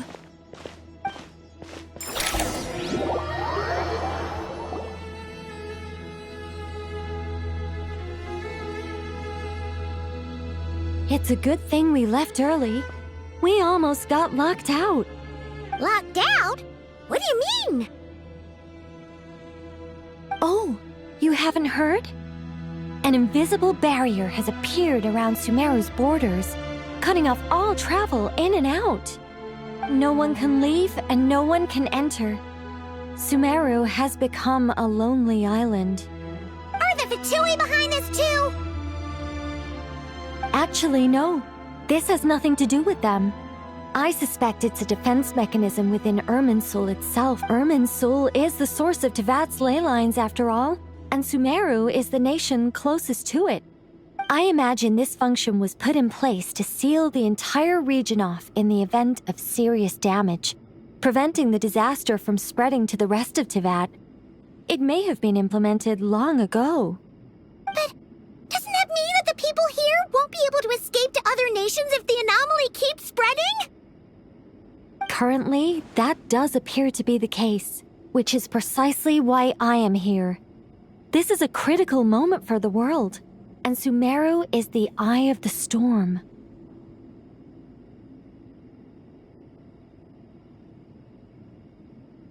Paimon's surprised you managed to convince her to come back to Sumeru. Indeed. Even for someone of my wisdom and eloquence, this tested my skills to the limit. And why should it concern me that Sumeru's in trouble? Surely you don't think I still have feelings for that place? Judging by your tone, I suppose you don't. Sounds like you don't know much about my past. And here I thought you knew everything. All I know is that the Ibis King is the source of your power. He was quite a prominent moon envoy once upon a time, so I do know a thing or two about him. As for your past, I have ways to learn the full story if I wish to. But everyone has secrets they'd rather keep to themselves. Wouldn't you say? I'm glad you see it that way, Miss Nicole. I've chosen to call Nodcry home, which is why I did my part in its hour of need. That doesn't mean world savings become a habit with me. I have no particular desire to play hero in Sumeru, thank you. I understand. Human emotions do not appear and disappear without cause. There is always a reason to be found behind both salvation and destruction. Still, if time has taught me anything, it's that human emotions are often complex and in conflict. That's why people change their minds about things all the time. But that's where we angels come in. Our duty, ultimately, is to guide people towards their deepest, truest desires and help bring them to fruition. So I wish to hear about your past, because I do not believe you are motivated by hatred alone.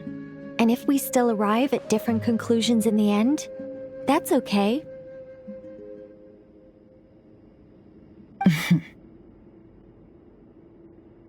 I refuse. Wait, what? But I set the atmosphere and everything. Isn't this supposed to be the moment when we finally open up to one another? Is it? Maybe I'm not so good at reading the atmosphere. You're right, Nicole. There's more to me than just hatred. Had it consumed me, I'd be left stuck in the past forever, never living in the present. But I don't think that your guidance can change my mind. The all-consuming sands, the bloodshed, both deserved and undeserved. Those old emotions cling to me like a shadow. Do you wish to shake them off? No. I hope to remember them forever. Those emotions and memories shaped me into the person I am today. They'll always be a part of me. In that case, would you like to hear my perspective, at least? Sure. It's not every day you get to hear an angel's opinion. A long, long time ago, when the angels still walked freely upon the earth, I found life tedious. Monotonous work, lukewarm relationships. Things weren't nearly as interesting as they are now. And yet, since the angels' demise, I have found myself missing those days on more than one occasion. Human emotions are often attached to a person, a place, or an object. When those things are gone, the memories quickly fade, and the emotions slip away along with them. If Sumeru were destroyed, both rainforest and desert would be no more. With the object of your hatred wiped from existence, it would not take long for the memories buried deep in your heart to slowly fade. Both love and hate are intense emotions, but they are nothing compared to the void left behind when they disappear. Most sophisticated, Miss Nicole. But anyone focused on the future could only ever applaud the destruction of the things they hate. Still, I'm a special case. Someone once told me that human memory is more selective than a Mora-hungry merchant choosing between customers. We all need a reality check once in a while, so we don't forget the truth. As much as I dislike Sumeru, this is no way for it to perish. All right, you win. I'll help you out a little, but I won't work for free. How much will you need? You're not gonna milk this for all it's worth, are you? What do you think? I'll be upfront with you. I don't have much more on me. If that's what you need, I could borrow some from Alice. Or perhaps I could pay in sculptures. The ones I carve are actually worth quite a lot. Just cover my travel expenses. Huh? Is that all? That's all. Given all the people I owe favors to, I can just about justify a trip to Sumeru. Yehoda! Here, boss! What do you need? I'm going back to Sumeru for a while. While I'm away, you'll be in charge of the curatorium. Me? I'm in charge? Whoa! Don't worry, boss. You can count on me! And that was how the ingenious Angel Nicole brought you the perfect person for the job in your hour of need. Hip hip hooray! That was far more detailed than necessary. Not lacking in embellishment either. I never thought I'd return. Especially not the desert. But life doesn't always go as planned, I suppose. What's Candace up to? I don't think I've seen her yet. She is still taking care of things in our village. Should be joining us before too long.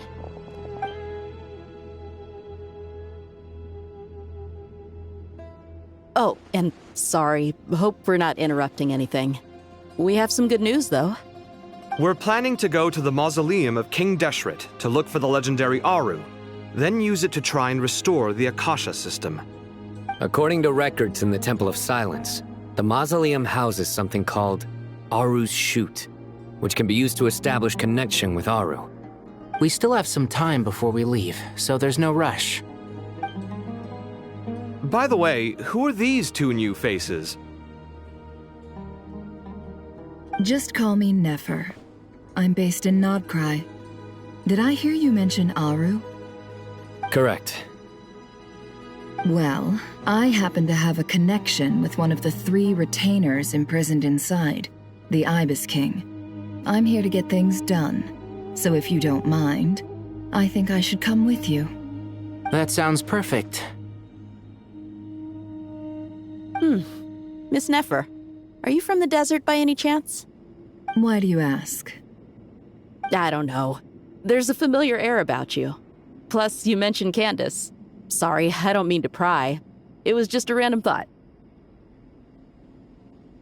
I'm Dia, an Eremite mercenary. My work usually keeps me out in the desert. I'm on good terms with Dory, and she's mentioned you all before. It's nice to finally put faces to the names. However, my associate here is probably less well acquainted with you. Why don't you all introduce yourselves? Actually, I'm a little better acquainted than you might think.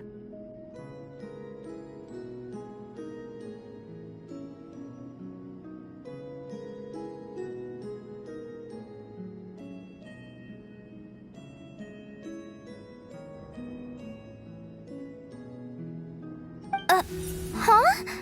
Huh. Are my eyes playing tricks on me? It looked like you spoke without moving your mouth. Ventriloquism. I have heard tell of it before. What is it, Kale? It's you! You're the voice who's been speaking in my head. You encouraged me to report my dreams to the Dendro Archon, and got me to recite that magic prayer. I have many titles, but let's go with the most pertinent one. I am Nicole Rain, an angel who has lived since ancient times. An angel? Sounds like a big deal, but, what exactly is an angel? Oh, Well, we're a rather long-living race of beings. Not gods, technically, but we can still tell you a lot of stories from ancient history. Yep, and she's also an amazing sculptor. You could say she's a real creative. Well, ma'am, if both the Traveler and Paimon give you rave reviews, you must be pretty impressive. Oh, please don't call me ma'am. I find it so awkward when people get too formal with me. Just relax and be yourselves. No need to be nervous. Miss Nicole, if it's okay, could I ask you a few questions? Yes, you may. I can see your heart is filled with confusion, and you are desperate for answers. I also know which questions you want to ask me. Why did you dream of Sumeru City in disarray? Why did those verses soothe the Jinn only when recited by you? I can guide you to the truth, but it involves a personal secret of yours. I'd prefer to speak with you alone, if possible.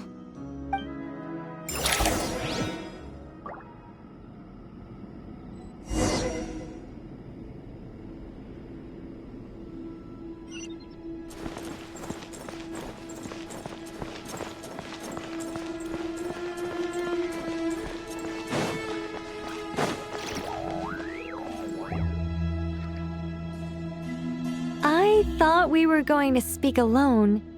This is a lot more people than I was expecting. What's wrong with it? Well, if Kale doesn't mind her secret being revealed, I have no problem with it. Thanks for being so considerate, Miss... Closest friends! It's so nice to hear that. All right. In that case, I'll get right to it. Kale, are you aware that there are god remains inside your body? I am. When I was young, I got sick with Elazar. Nothing could cure it. The Fatui convinced my mom and dad that they could help, and I was sent to an unfamiliar place. There were a lot of other kids just like me there. This creepy guy injected us with some strange medicine, which I heard contained god remains. I can still remember the pain like it was yesterday. But thanks to the friends who've stuck by me all this time, I've gradually been able to overcome those memories. Anyway, so you're saying that what happened to me has something to do with the god remains they injected me with? Yes. Those were the remains of Nabu Malikata, the goddess of flowers. What? Huh. Fascinating. You don't seem surprised like the rest of us. The possibility crossed my mind when Kale recited the Goddess of Flowers song and calmed the Jinn. You made Paimon jump! What are you doing here, Lilupar? I was merely passing through when I heard the name of the Goddess of Flowers. Be assured that I share your surprise. You, with the hat. Are you certain? I sense no trace of the Lord of Flowers within her. Well, it is a very small fragment. Unless special methods are used to manifest its power, even her closest acquaintances would find it near impossible to detect. After the goddess passed away, her remains were scattered across the desert. King Deshret gathered all the pieces he could find and buried them in the eternal oasis. But some fragments remained unaccounted for. Eventually, the Fatui must have found a way to track some of them down. Presumably for use in some experiment. It's not an uncommon occurrence. You're more shaken than I thought. In one sense, you've been extraordinarily lucky. So many people who yearn for this kind of power never attain it, yet you have coexisted with her all this time without even realizing it. I don't know what to say. I'm glad that I could help everyone with this power, really. But knowing that a fragment of the Goddess of Flowers is inside my body is... it's a strange feeling. Well, people value their autonomy very highly. Even a well-intentioned intruder can shake one's sense of self. I understand how you feel, Kale. But once you get used to it, you'll find it's nothing to be concerned about. Huh. I guess you, of all people, have a good reason to speak on this. 2 good reasons, in fact. Incidentally, 3 is the maximum number of Hermanubis' Ba fragments that I could bear. Let me guess. Because 2's company, but 3's a crowd? Thanks for helping to explain the joke, Tainari.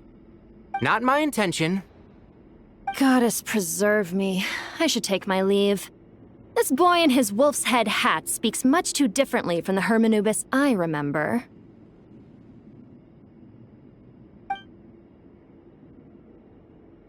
Kale, all I'm trying to say is, no matter how many Hermanubis fragments there are within me, you wouldn't think of me as Hermanubis. In the same way, you are simply you. Yeah, I know what you mean. So about that dream I had, was it a warning from the goddess of flowers? Yes.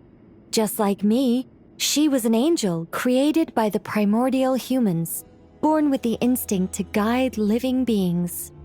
Though her body and soul have perished, her essence retains its natural instincts. Even her smallest remaining fragments would do their utmost to send you that warning. The mother of dreams? Lord of flowers and oases? She must have had a premonition. That is why she gave that dream to you. We won't let our efforts go to waste. But I still don't understand. Why me? Yes. Why indeed? You weren't the only one injected with god remains, but only in you have her fragments persisted. I suspect it may be because of the firm will you showed in the face of suffering. She was likely assimilated by that will. Of course, this doesn't mean you have to shoulder any extra responsibility. As this young man said, you are who you are, and that will not change. All right, any further questions from the family members of the patient? If not, we should head to the mausoleum of King Deshret.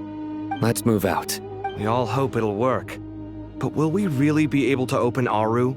And even if all 7 pillars of King Deshret agree to let us proceed, the scale of the work to follow is daunting to... Haven't you handled other big projects before? I mean, the biggest project I've worked on to date is probably the Palace of Alcazarzaray, I guess? But this is orders of magnitude beyond that. Look on the bright side. At least this time you're actually here when Sumeru needs you most. You won't have to come asking me for details after the fact. Mock me all you want. But now that I'm here, things will be resolved far more quickly and smoothly than last time. Kave's self-doubt disappeared in an instant. Well, this confidence is most gladdening. Now, go and pack your things. We'll head to the mausoleum as soon as you're ready.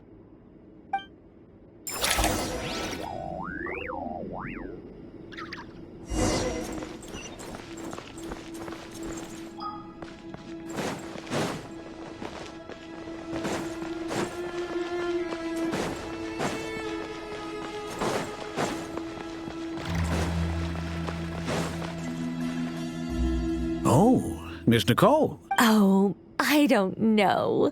I wouldn't want to blow my own trumpet. Honestly, even though Kasharawar is best known for its focus on mechanics, plenty of Kasharawar scholars are quite serious about sculpting as a hobby. So if they rate your work, that's enough for us. Who's we? Myself and a few other scholars. Kashif, Daneshvar, come take a look. Oh, well, if you insist, I suppose there's no harm in showing you.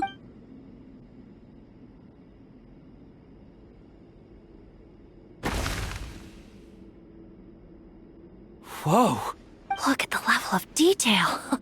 The squirrel descends from the heavens like a champion. Kave? Kave, come here for a sec. Oh, and Madame Faruzan, didn't you used to study in our darshan? All right, but hang on a moment. I have to finish reviewing this proposal first. You called? What is it, youngster? This squirrel statue. Oh, a squirrel. I wouldn't say cute per se. The realism is what stands out to me.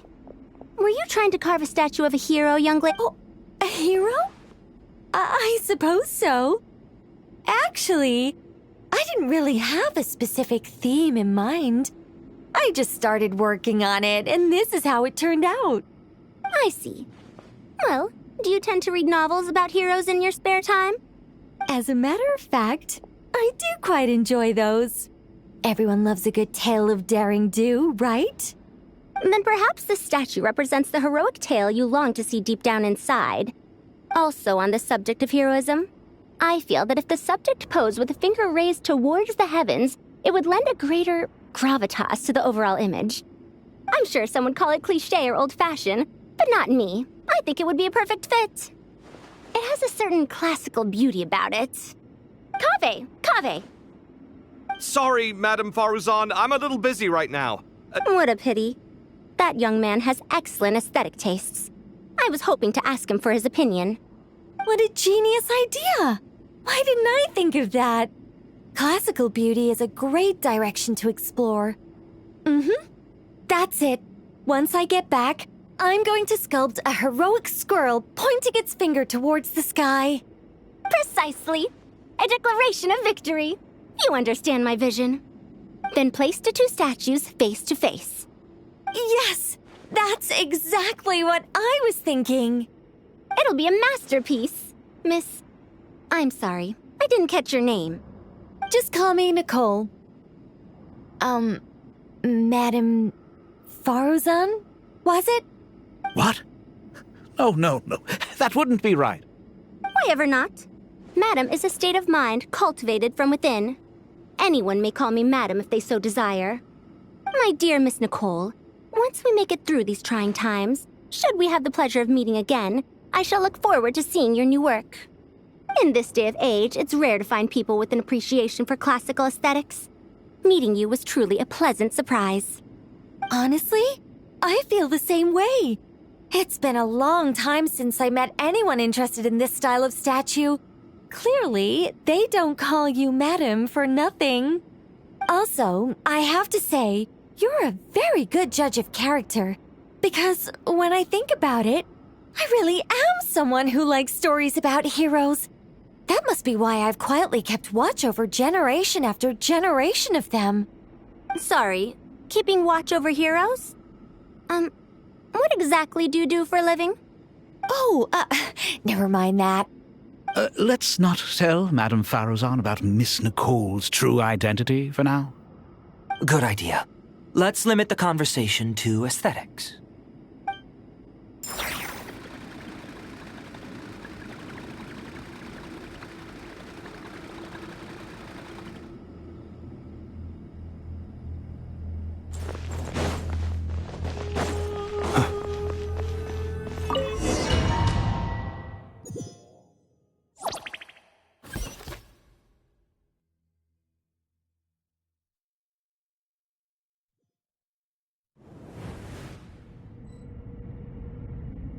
I hope everyone's ready. We'll be arriving at our destination very shortly.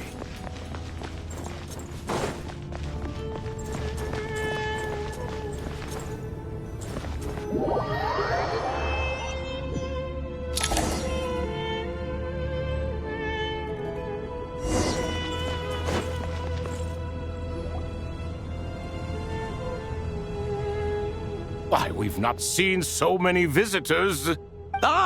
Closer inspection reveals many familiar faces. To what do we dusty old fellows owe the honor? You surmise correctly. We are here to carry out a rather enormous project. Oh, enormous, you say? How large, then? Larger than the gaping void in our lives? Why, you've even put a smile on Goatee and Crocco's faces. All this activity is making for quite the special day.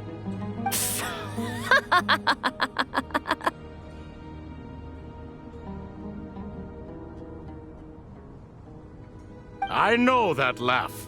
Lilipar? What on earth are you doing here? Oh, this is hilarious. Turns out good things really do come to those who wait. As long as you stay alive long enough. When did you three get locked up in here? And still you act all high and mighty, putting on a show for the younglings. Truly hysterical. Why, you... Yes, I know. No need to shout. You're right, Lilupar.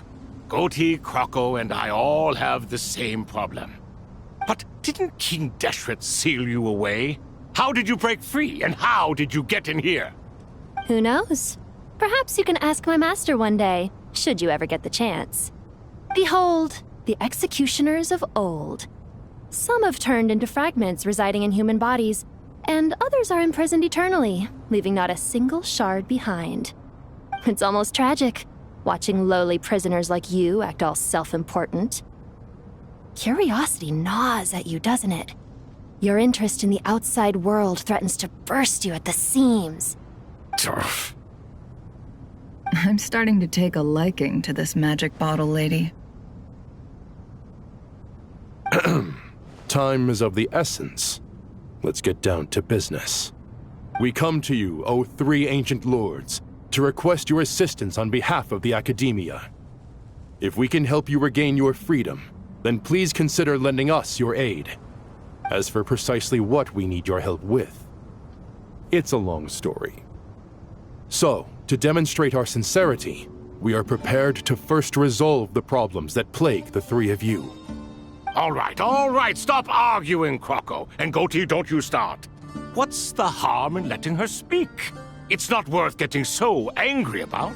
Forget about her. The three questions are the crucial thing here. But do you really have a way to answer them? You once answered the final question, Nefer, but the seal did not open. Unless, with the passage of time, you have found a new answer? You could say so.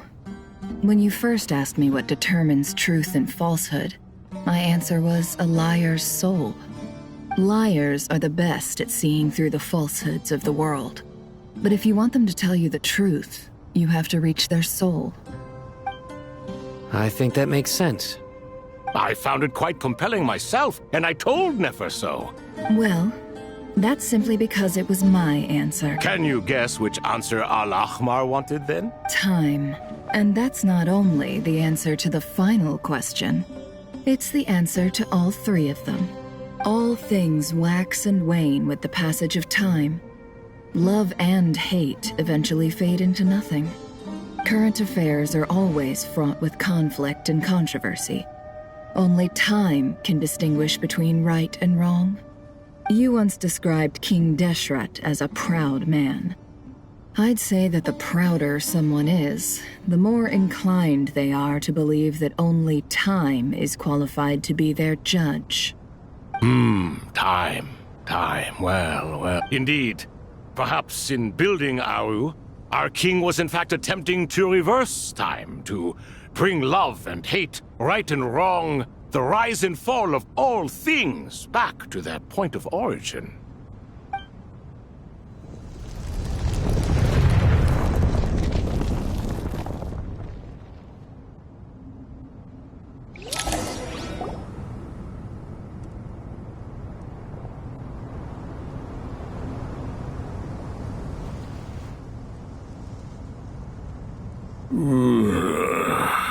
This is the most eventful day I have experienced in a long time. Are those 3 of the 7 pillars? Turns out the statues were quite faithful to the source. You three seem to be in good spirits. Prison can help a person grow and learn to cherish what they have. Nevertheless, after everything you've done for me, I sincerely hope you never have to experience it for yourself. Hello, Nefer. It's good to see you, Thoth, the Ibis King. Nice. Definitely puts my mind at ease. Should we maybe introduce ourselves, or... Sure. I'm Sethos, the current leader of the Temple of Silence. This is General Mahamatra Sino. And this is the former Spantamat sage, Cyrus. But I'm guessing none of that means a whole lot to you. Everything is equally new to us, in truth. We've been gone from this mortal world for longer than you can imagine. Let's hold off on the introductions for now. We can always ask Nefer about you later. It'll give me something to talk about with my chosen disciple. You're like a helpless parent.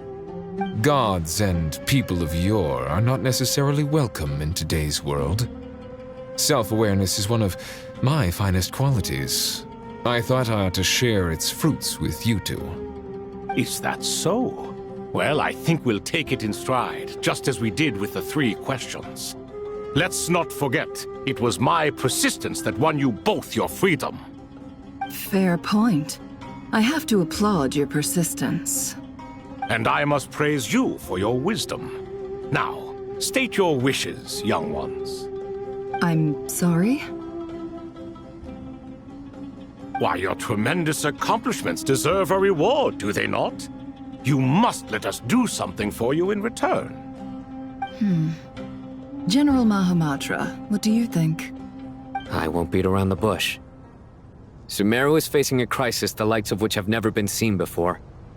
And we need your help. Every calamity throughout the ages has been connected to us in one way or another, whether we were its cause or consequence. Whatever is wrong with Irminsul, it severely affected the Dendro Archon. She fell into a coma and is currently receiving treatment from the Dendro Dragon. The Dendro Dragon? I'm sorry, the Dendro Dragon is helping to heal the Dendro Archon? Not a pep, surely. Not vicious, cruel a pep who possesses no virtues aside from her basic instincts. Ah, good heavens. I shudder to think what could have caused Lesser Lord Kusanali to suffer such a plight. Still, why would the Dendro Dragon lend you her aid? She has always held nothing but contempt for the Archons. I suppose she and Kusanali must have some history. You can help us make history, too. A smooth talker. Well said, lad. Currently, no one can connect to Irminsul. We hope that by opening up Aru and making some modifications to it, we can use its technology to our advantage. Unfortunately, Aru is an imperfect creation. King Deshret never managed to realize his full vision before his death. Much remains to be done if it is to be pitted against Irminsul itself. Besides, I hear your reasons, but to give Aru up over such would be... The archaeological records clearly indicate that although Aru's construction took a long time, it was not beyond human means to achieve. Modern technology should solve the efficiency issues. We have no choice but to go all in on this. This is by no means a threat. But the only reason we hoped you escape from Aru was to gain the necessary leverage to negotiate with you. You asked us to state our wishes, and we have. Each one of us here needs your help, as do all the thousands of people living in Sumeru. They need you, and they need Aru. What do we think, my fellow old fogies? Shall we lend our support or not? Since you ask so nicely, naturally. Naturally what? Are you for or against? I simply mean we shall do what comes naturally. You claim that you wish to open Aru. Know you then that the golden slumber created by King Deshret is preserved within? We do. We understand the risks involved. In all likelihood, the mortal world will never again be able to replicate King Deshret's work. Never will there be another chance to come so close to creating a utopia. Knowing this, are you sure of your decision? We are sure. Before people can dream, they must first live. If your minds are made up, very well. We shall summon our erstwhile colleagues to discuss this further. Saint Shezepank, Saint Bennu, once you surrendered to silence and were buried with King Deshret. But now, we invoke the right to awaken you with our voices.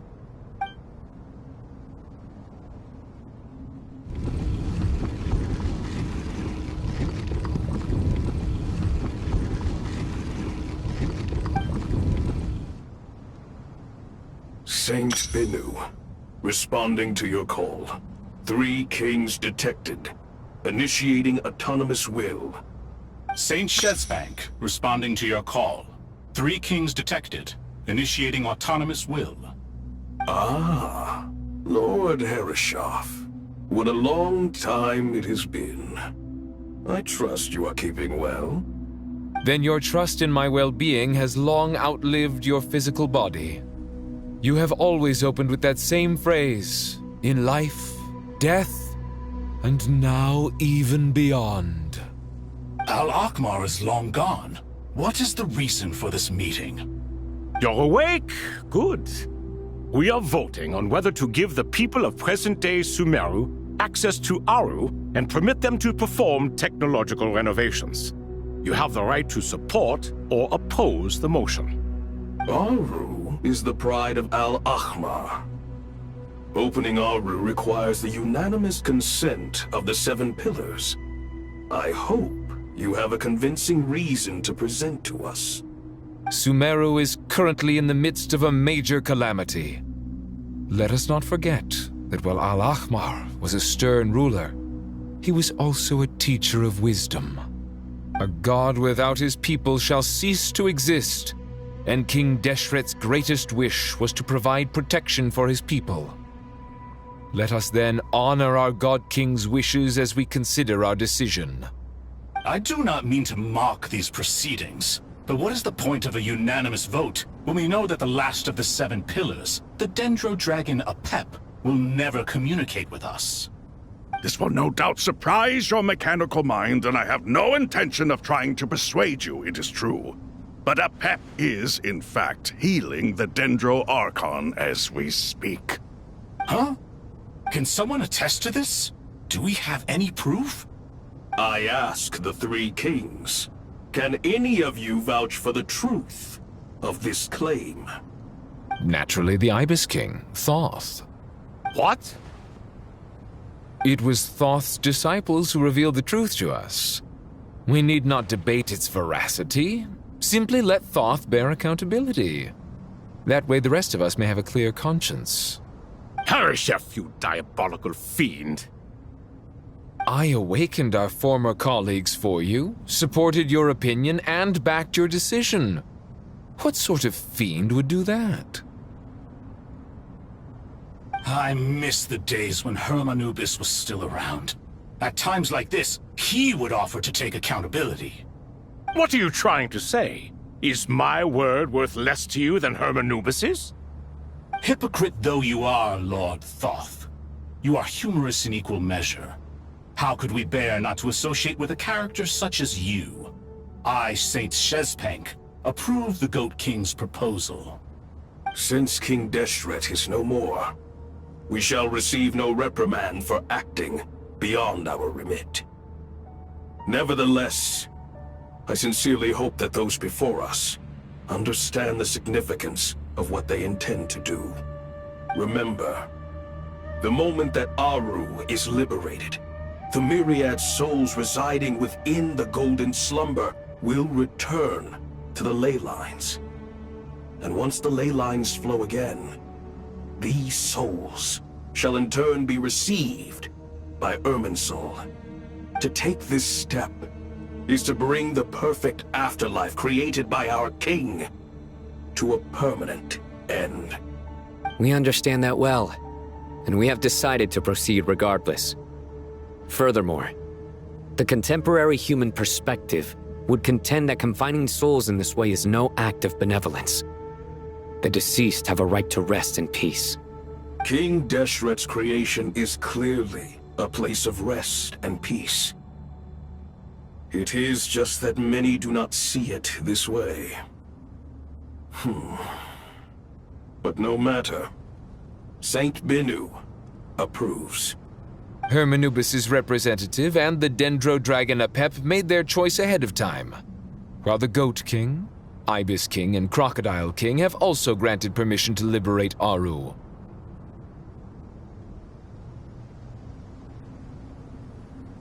By the grace of His Majesty, guided by his wisdom and will, let the gates of Aru be reopened.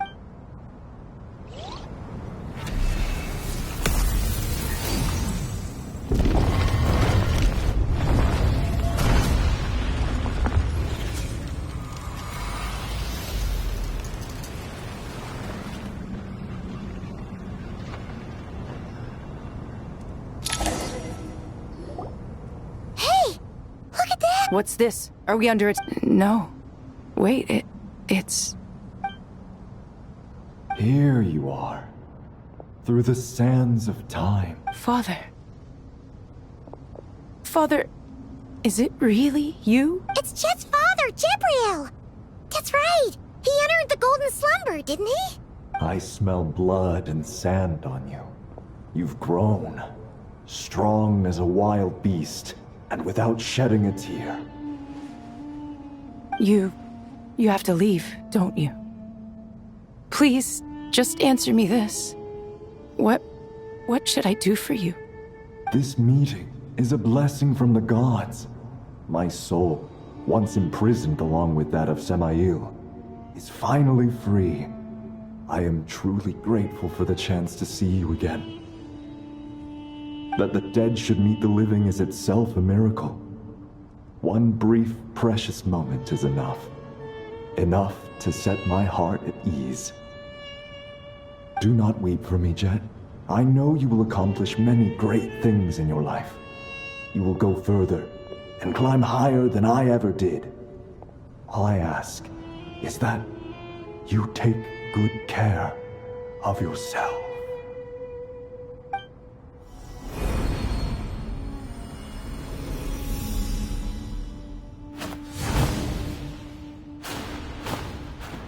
Father! Father! Father. Hey, Jet. Do you want something to eat? Maybe it'll help you feel better. I'm fine. Thanks, Paimon. It was just a little sudden. The chance to see my father again meant the world to me. He was trapped in the golden slumber for our sake. And now, after all this time, he can finally rest in peace. I'm glad. It's a huge relief. You've grown strong, Jet. More than enough to fend for yourself. Yeah. I'll leave the past in my memory where it belongs. My family, the good times and the bad. Goodbye, Father.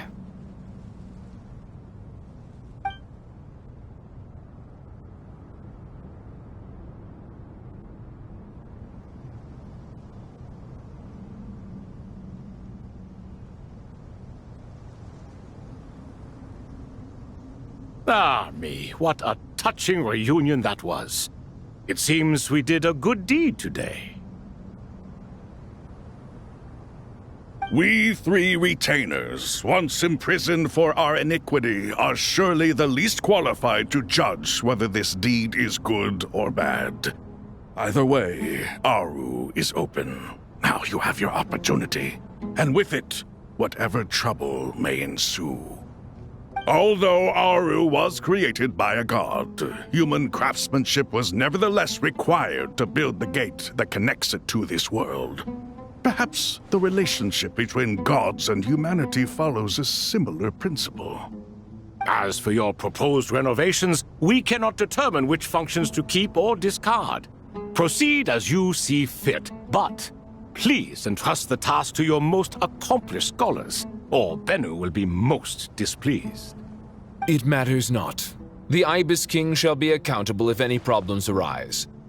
Ibis, you chose to take on disciples, and so it follows that you must accept the risks of associating with humans. If I'd known you'd be like this, I would have locked all of you away in Aru, never to leave again for all eternity. All of us? What does this have to do with me? Vilify me no further. Scholars, since you have liberated Aru, allow me to present you with a gift. Using Aru's power, we shall install a defense mechanism at our king's mausoleum. You must be guarded even against Irminsul itself. This shall afford you some convenience. Unseen and unheard.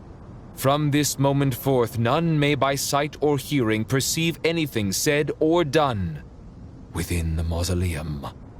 Amazing. And all this is achieved just with the power of Aru? With technology from the heavens, the possibilities are endless.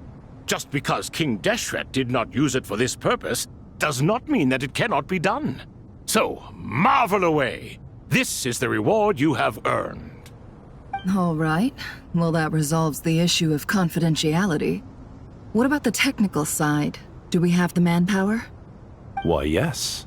I've already contacted them. They'll be here soon.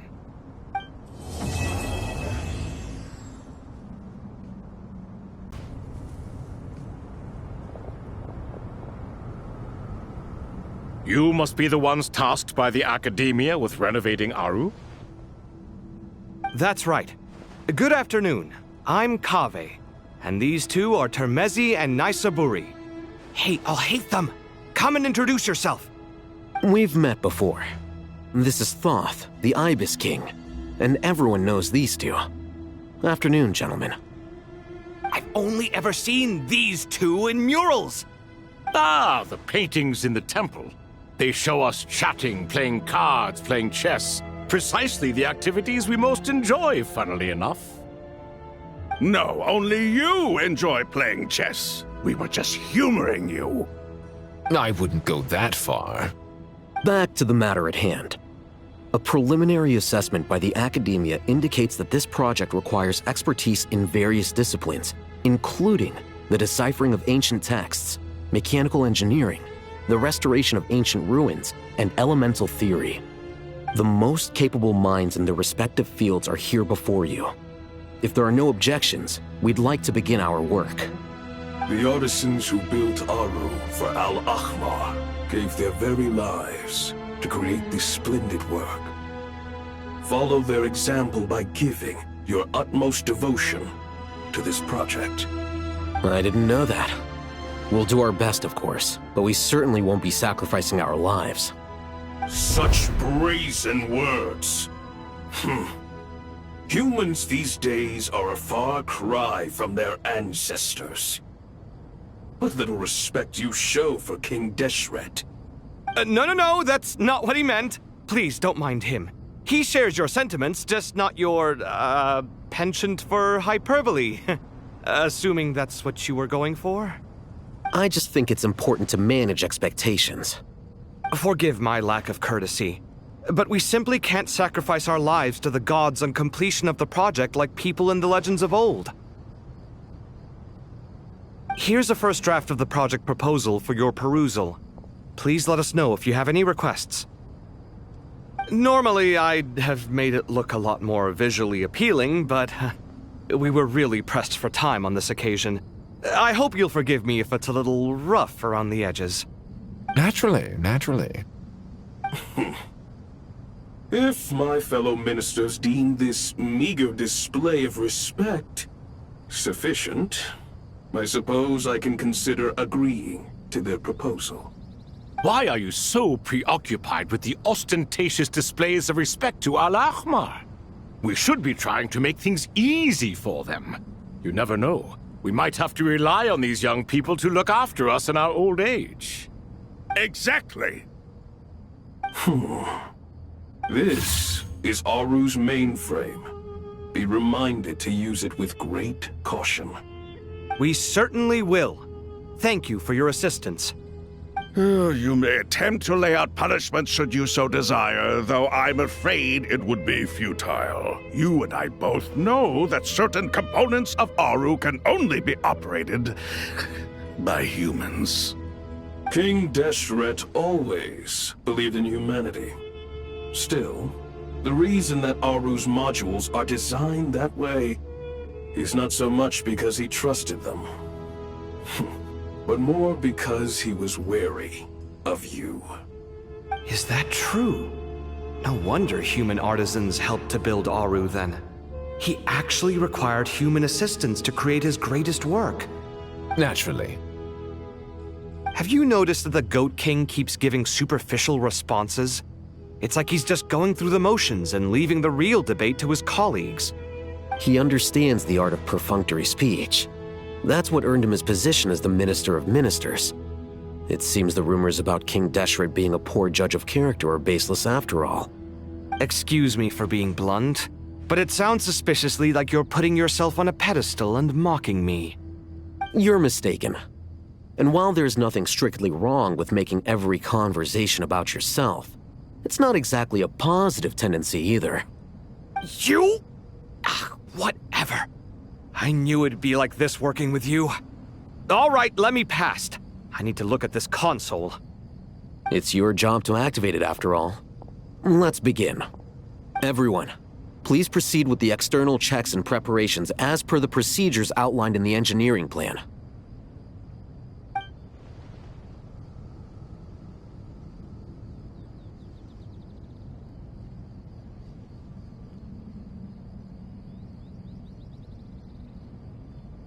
Hello there, youngsters. Whoa, the Ibis King came to life. What do you mean, came to life? I've been alive the whole time. You did say we could start our research, right? Are you having second thoughts now? I've reviewed the proposal. The work you're planning to carry out on this grand device is ambitious in its scope. You have ample confidence in your abilities, I take it? I wouldn't say I'm feeling hugely confident, but given how bad things are, I'd rather at least try something than sit around waiting to die. You are the top scholars of your day. I trust you are aware that there are countless links between Aru and the Akasha? Aru and the Akasha? But I thought the Akasha was the Academia's greatest technological accomplishment, created years ago by the Dendro Archon to help her people access knowledge. And you too? Do you not know either?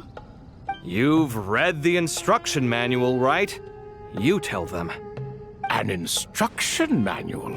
The Akasha has an instruction manual? The Dendro Archon is a kind and thoughtful god indeed. It used to sit on a shelf in the corner at the House of Dana. Not the most popular read. If the manual is to be believed, Aru was in fact the original inspiration for the Akasha system. What? But there are so few records about Aru anywhere. And practically none of the scientific expeditions into the desert had anything to do with it. Ah, but this is something you could not possibly have known. You may have heard many stories about the desert, but what is the most important aspect of history? Consider this a quiz. Anyone from Vahumana present? I'm from Vahumana. It's, well, veracity. Precisely. And a large part of veracity is the chronological order in which events occur. I may as well tell you. In the beginning, Nabu Malikata, the goddess of flowers, descended upon Sumeru. The glory of the heaven was within her. She brought life, oases, and knowledge to this land. Then she created the Jinn, enlightened them, and ordered them to serve her. Two other gods also walked upon this land where wisdom flowed in abundance, and the three met beneath the great green trees. It was the first and greatest alliance. We should speak with reverence of this covenant between the three, which transcended both time and life. For they promised that in Sumeru, wisdom would be shared with all. All the great changes in Sumeru's history began with the goddess of flowers. For King Deshret's sake, she pried into the secrets of Celestia, and for this was burned to ashes by the flames of wrath. So grieved was King Deshret by her passing that he lost all interest in state affairs and devoted himself instead to the knowledge that she had brought back. It was after learning of the technology from that floating island in the sky that he first conceived of Aru. And so, the Akasha was inspired by Aru, while the basis for Aru itself came from Celestia's technology. Well, if the two share a common technological origin, then connecting one system to the other is an entirely feasible idea. Unbelievable. Have you no reverence at all for celestial technology? No, I do, but there's no time for that. The schedule is too tight. Blame it on the deadline. Perhaps you could try coming up with our cutoff dates. You know what it's like having to turn around 5 different drafts in one day? I wouldn't wish it on my worst enemy. Yeah, also, Sir Ibis, King, you don't plan on getting directly involved at all, do you? Yes, well, you strike us more as having come to give a popular science lecture. Or, wait, does this count as more of a first-hand witness statement? Neither. Anyway, this sounds like far too much work for me. Still, if Aru is so powerful, why didn't King Deshret use it for more ambitious ends? Because it was never fully completed. King Deshret had grand plans, but he perished before they could come to fruition. In the beginning, his wish was to create something that could rival the very world itself. The Lord of Flowers sacrificed everything for that ambition. What he desired, she bestowed, and thus was knowledge brought into the world. Her courage and sacrifice had to be honored with the most splendid of monuments, or King Deshret would surely have deemed it a grave injustice. And that monument, built from knowledge and technology, etched with a sacrificial and courageous love, even in its unfinished form, it deserves to be treasured. At that time, King Deshret said the following to the Lord of Dendro. Since we share an eternal covenant, I shall never be your enemy. Hence, the fruit of wisdom from the heavens is not to be devoured. Remember, it is not that I lack the power to become the enemy of wisdom. Yet you and she have taught me much and shown me kindness. For this, I cherish you both. In the end, Aru was only used to store a portion of the souls. It was but a primitive form of the masterwork the king had envisaged. His final hope for Aru was to return to the past, when she yet lived. So the point you're making is, King Deshret was both powerful and ambitious, and he only ceased his imperious ways out of affection for the Goddess of Flowers and the Dendro Archon. You could see this as an act of mercy, but you could also see it as the sentiments that lay between these three gods placing constraints on him. This was, after all, the foundation of the alliance between them. This explains why Aru was both a prison and a monument, and why the answer to the three questions was time. You have to be careful who you get involved with, or you invite all manner of misfortune. This is as true for gods as it is for humans. Love is the same. It is both a prison and a monument. All right, let us pause the story here for now. Seeing as you've been so diligent, I'll offer a little help. Who's in charge again? Is it you two? Ah, yes, me and him. Now then, close your eyes. Wisdom hides in the space between the tangible and the intangible. It is to convey the incommunicable through the simplest of mediums. By the power of King Deshret, I shall grant you a glimpse into the unseen secrets that lie at the threshold of existence.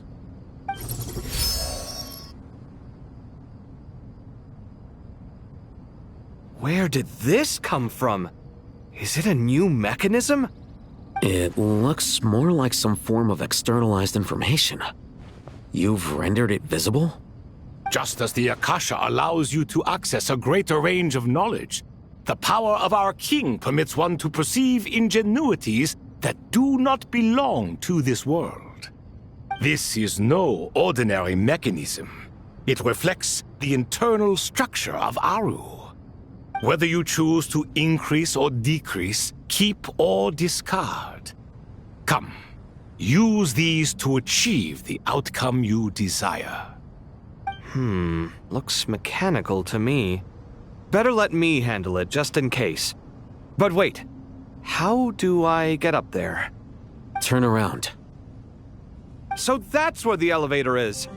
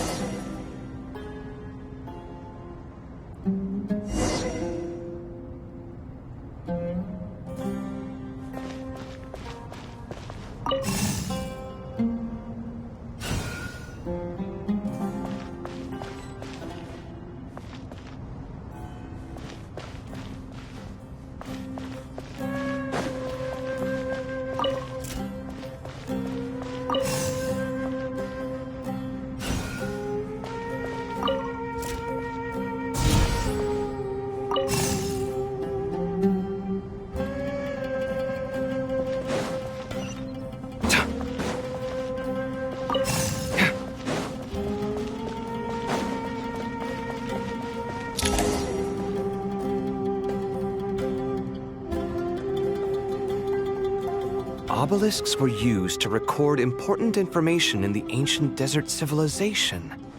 Hey, Alhaitham, there's some writing here I'll need you to decipher.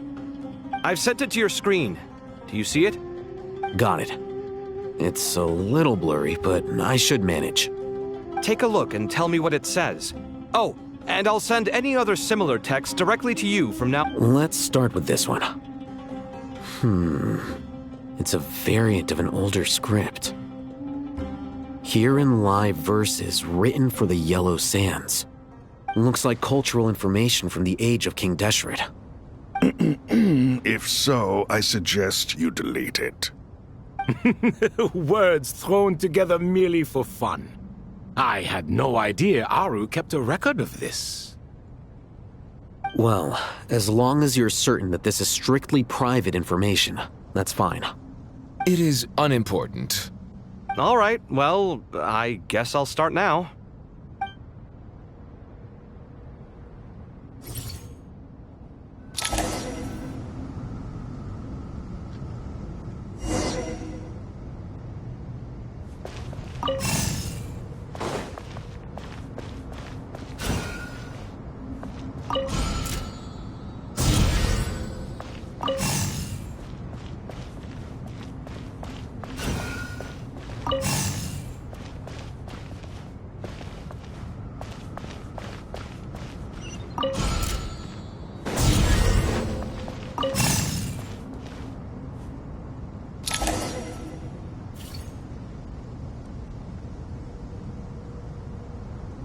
Found some more. Sending them over to you now.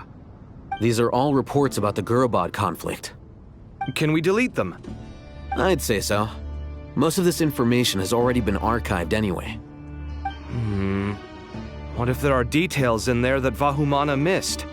What are we supposed to do if they come after us in the future? They'll just have to live with it. If we don't resolve these issues now, there won't even be an academia in the future, let alone a Vahumana Darshan. Yeah, you're right. Okay, done. There's some other similar monuments nearby. I'll check them out.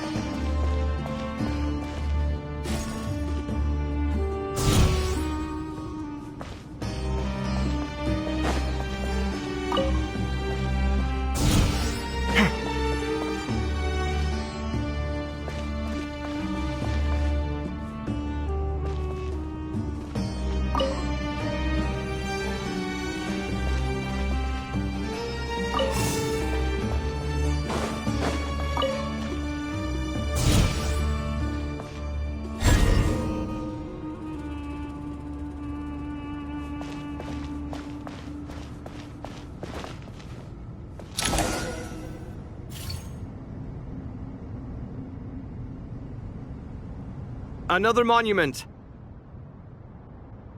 Hold on. You're still reading it? How long is it? It records the development and governance of the Oasis civilization. Most of it concerns the Jinn, but it also contains records left by the artisans who built Aru. Is it important? Some of it. There was no way for me to read the whole thing in its entirety, so I had to rely on my intuition to pick the parts worth keeping. What about the artisans' records? What do they mention? They're speculations, mostly. For instance, they were wondering how to protect themselves if King Deshret decided to silence them after the construction of Aru was complete. Sounds like pure mythology to me. Surely that kind of thing didn't really happen. The records do emphasize that this was merely their conjecture based on various myths. Still, the artisans did leave details of their plans to survive, including blueprints for their escape route. Even that got recorded? Okay, well, I'll make a copy of this first before I delete it. Is that truly necessary? You won't be needing those. No, the blueprints are important. I want to keep them as a memento.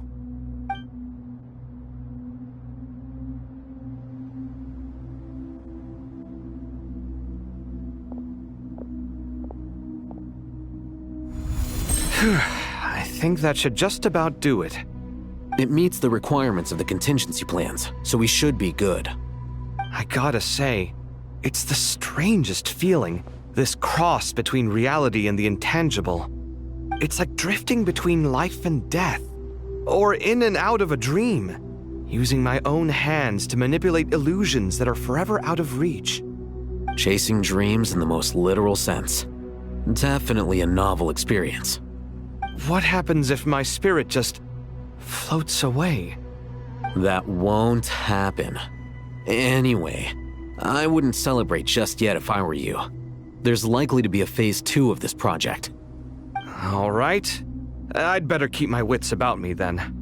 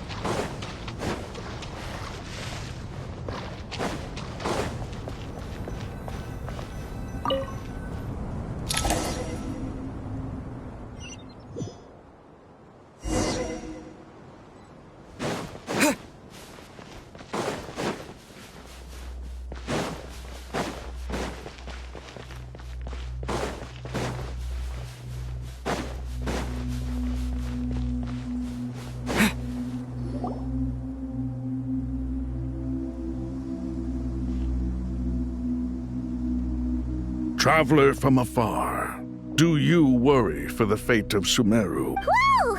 It's so big. Greetings, Crocodile. Please be at ease. I'm just here to chat with you about Lesser Lord Kusanali. Sounds like you really care about her. Yes, although to be exact, it is a mixture of both concern and curiosity that I feel. Speaking of Nahida, Paimon was wondering how she's doing. Wait a moment. What is it? I tried calling out to a pep, but there was no response. This can only mean that she is focusing all her energy on taking care of Lesser Lord Kusanali. All the gods who served King Deshret seemed super surprised to hear that a pep agreed to help Nahida. Guessing she made a bad impression on you or something. Are you aware of the history between her and our king?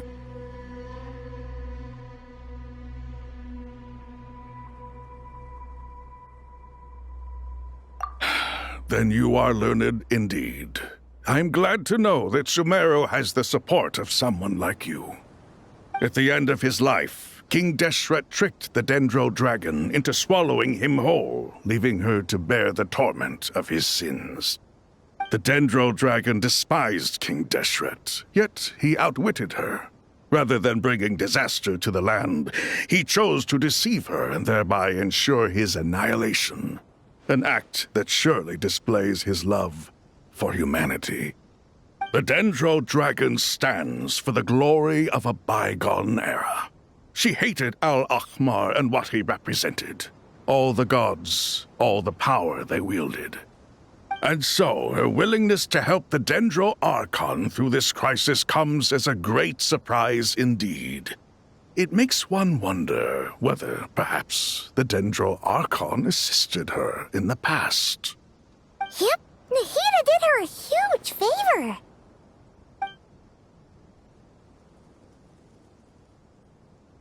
So Lesser Lord Kusanali put an end to the Dendro Dragon's many long years of torment. As much as she loathes the Seven, a pep knows kindness when she sees it. No wonder she was willing to make an exception. Yeah, that's the sense we got from dealing with her, too. She is not incapable of coexisting with other living things. Rather, she actively chooses to avoid coexistence. And this despite the fact that she symbolizes life itself. How ironic. All of this being said, I wouldn't expect too much from her if I were you. Nothing will change her hatred towards humanity and gods. We'll keep that in mind. Anyway, How much longer do you think Nihida needs to stay with the Pep?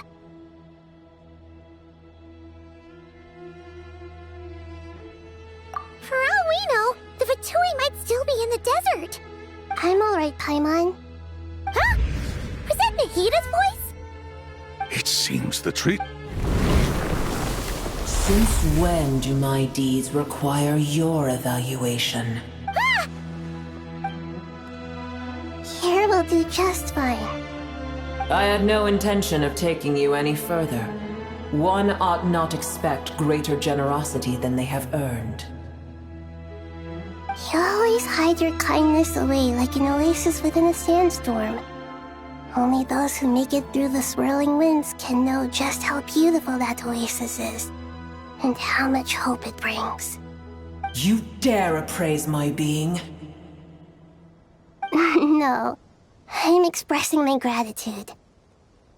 I want to thank you for sharing your precious life force with me.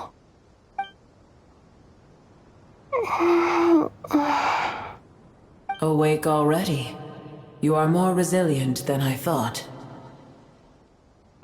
Pep, I feel much better. Gods and their gratitude mean little to me.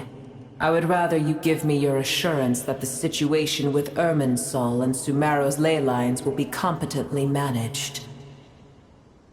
If I suffer any ill effects from the ley lines, you, as the god of this land, will be held responsible. And you would not enjoy being held to account by me. I understand what you require, but I would assume this task even if you did not demand it.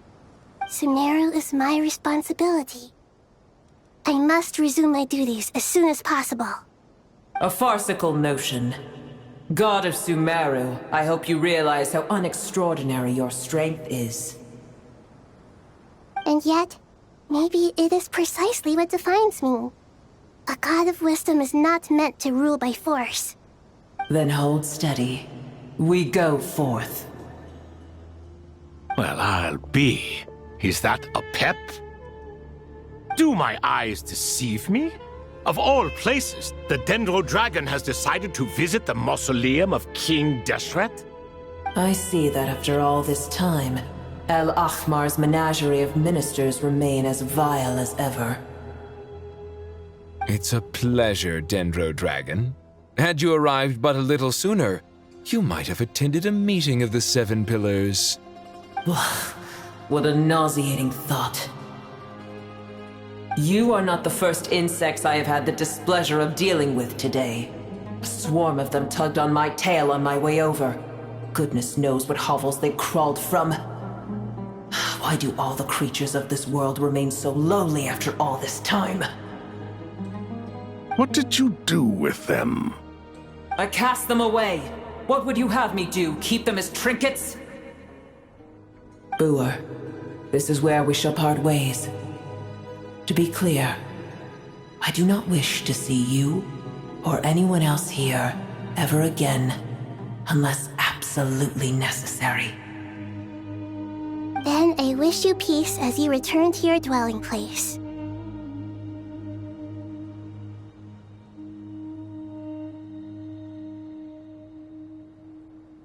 It matters not to me. Simply refrain from bothering me again.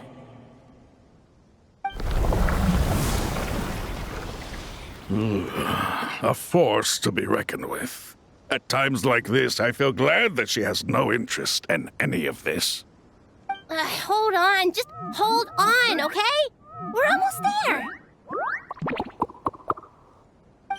We made it. Huh? Wait, that voice! It's... Uh-oh, I'm gonna fall!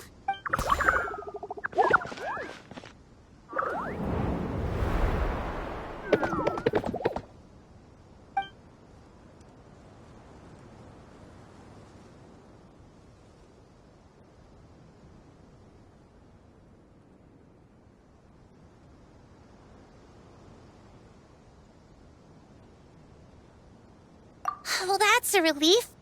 A pair of safe hands indeed. The Dendro Archon's familiars. They are the last thing I expected to see here. Huh? Wait, you doing here? Don't you guys hate the desert?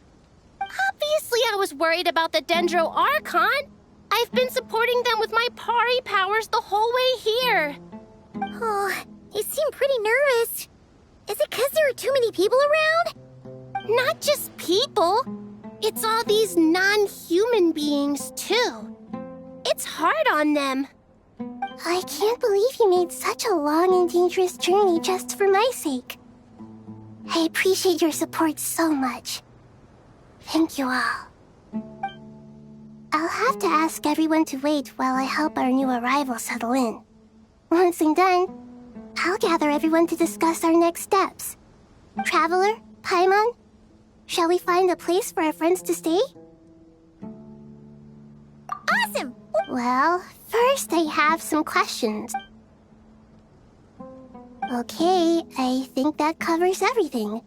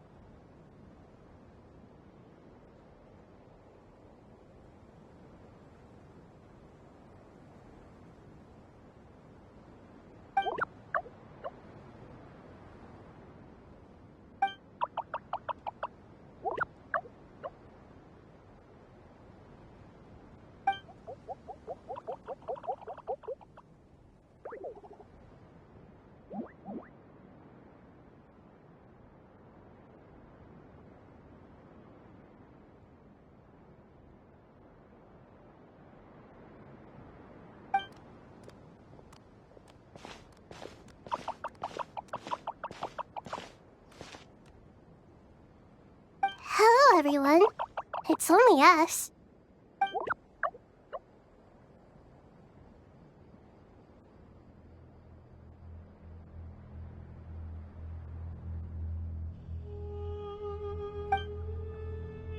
It must be very tough for you coming all the way out here, especially since you don't like the Voluka. Is everyone back in Vanarana doing well?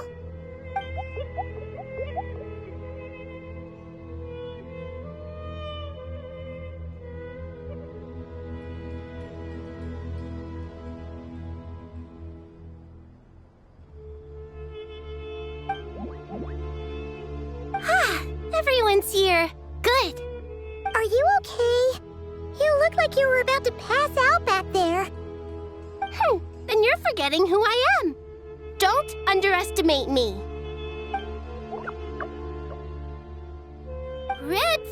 Oh, excuse me! Are you comparing me to Paimon? I suppose everyone is gathered here because of me. As we can see, the situation is critical, and everyone is very busy with their various tasks, so...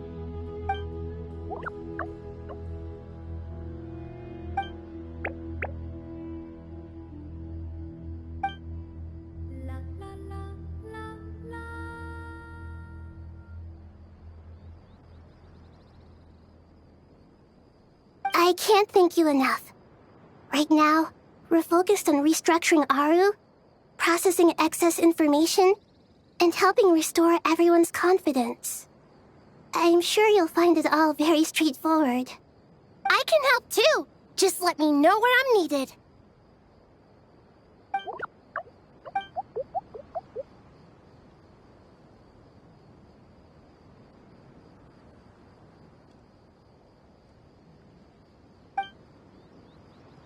Up to no good?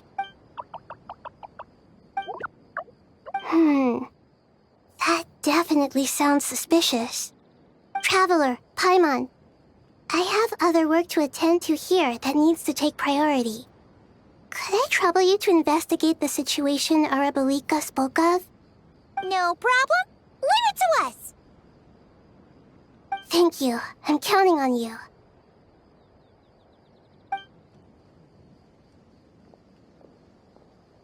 There's one other thing. If you are to work alongside the people of Sumeru, you will need to make yourselves visible to them. Is that acceptable to everyone?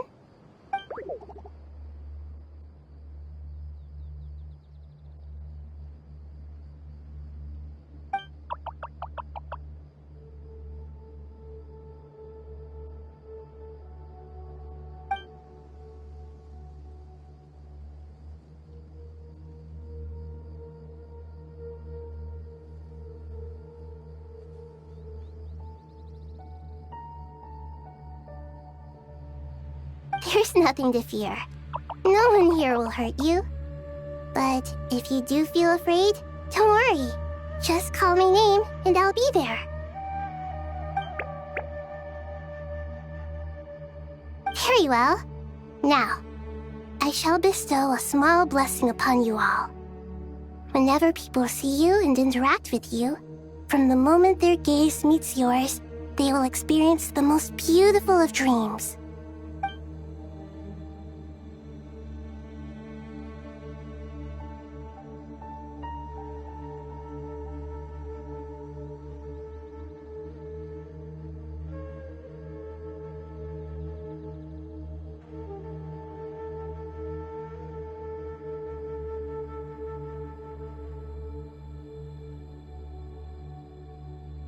Do not fear. We will face it together. This too shall pass.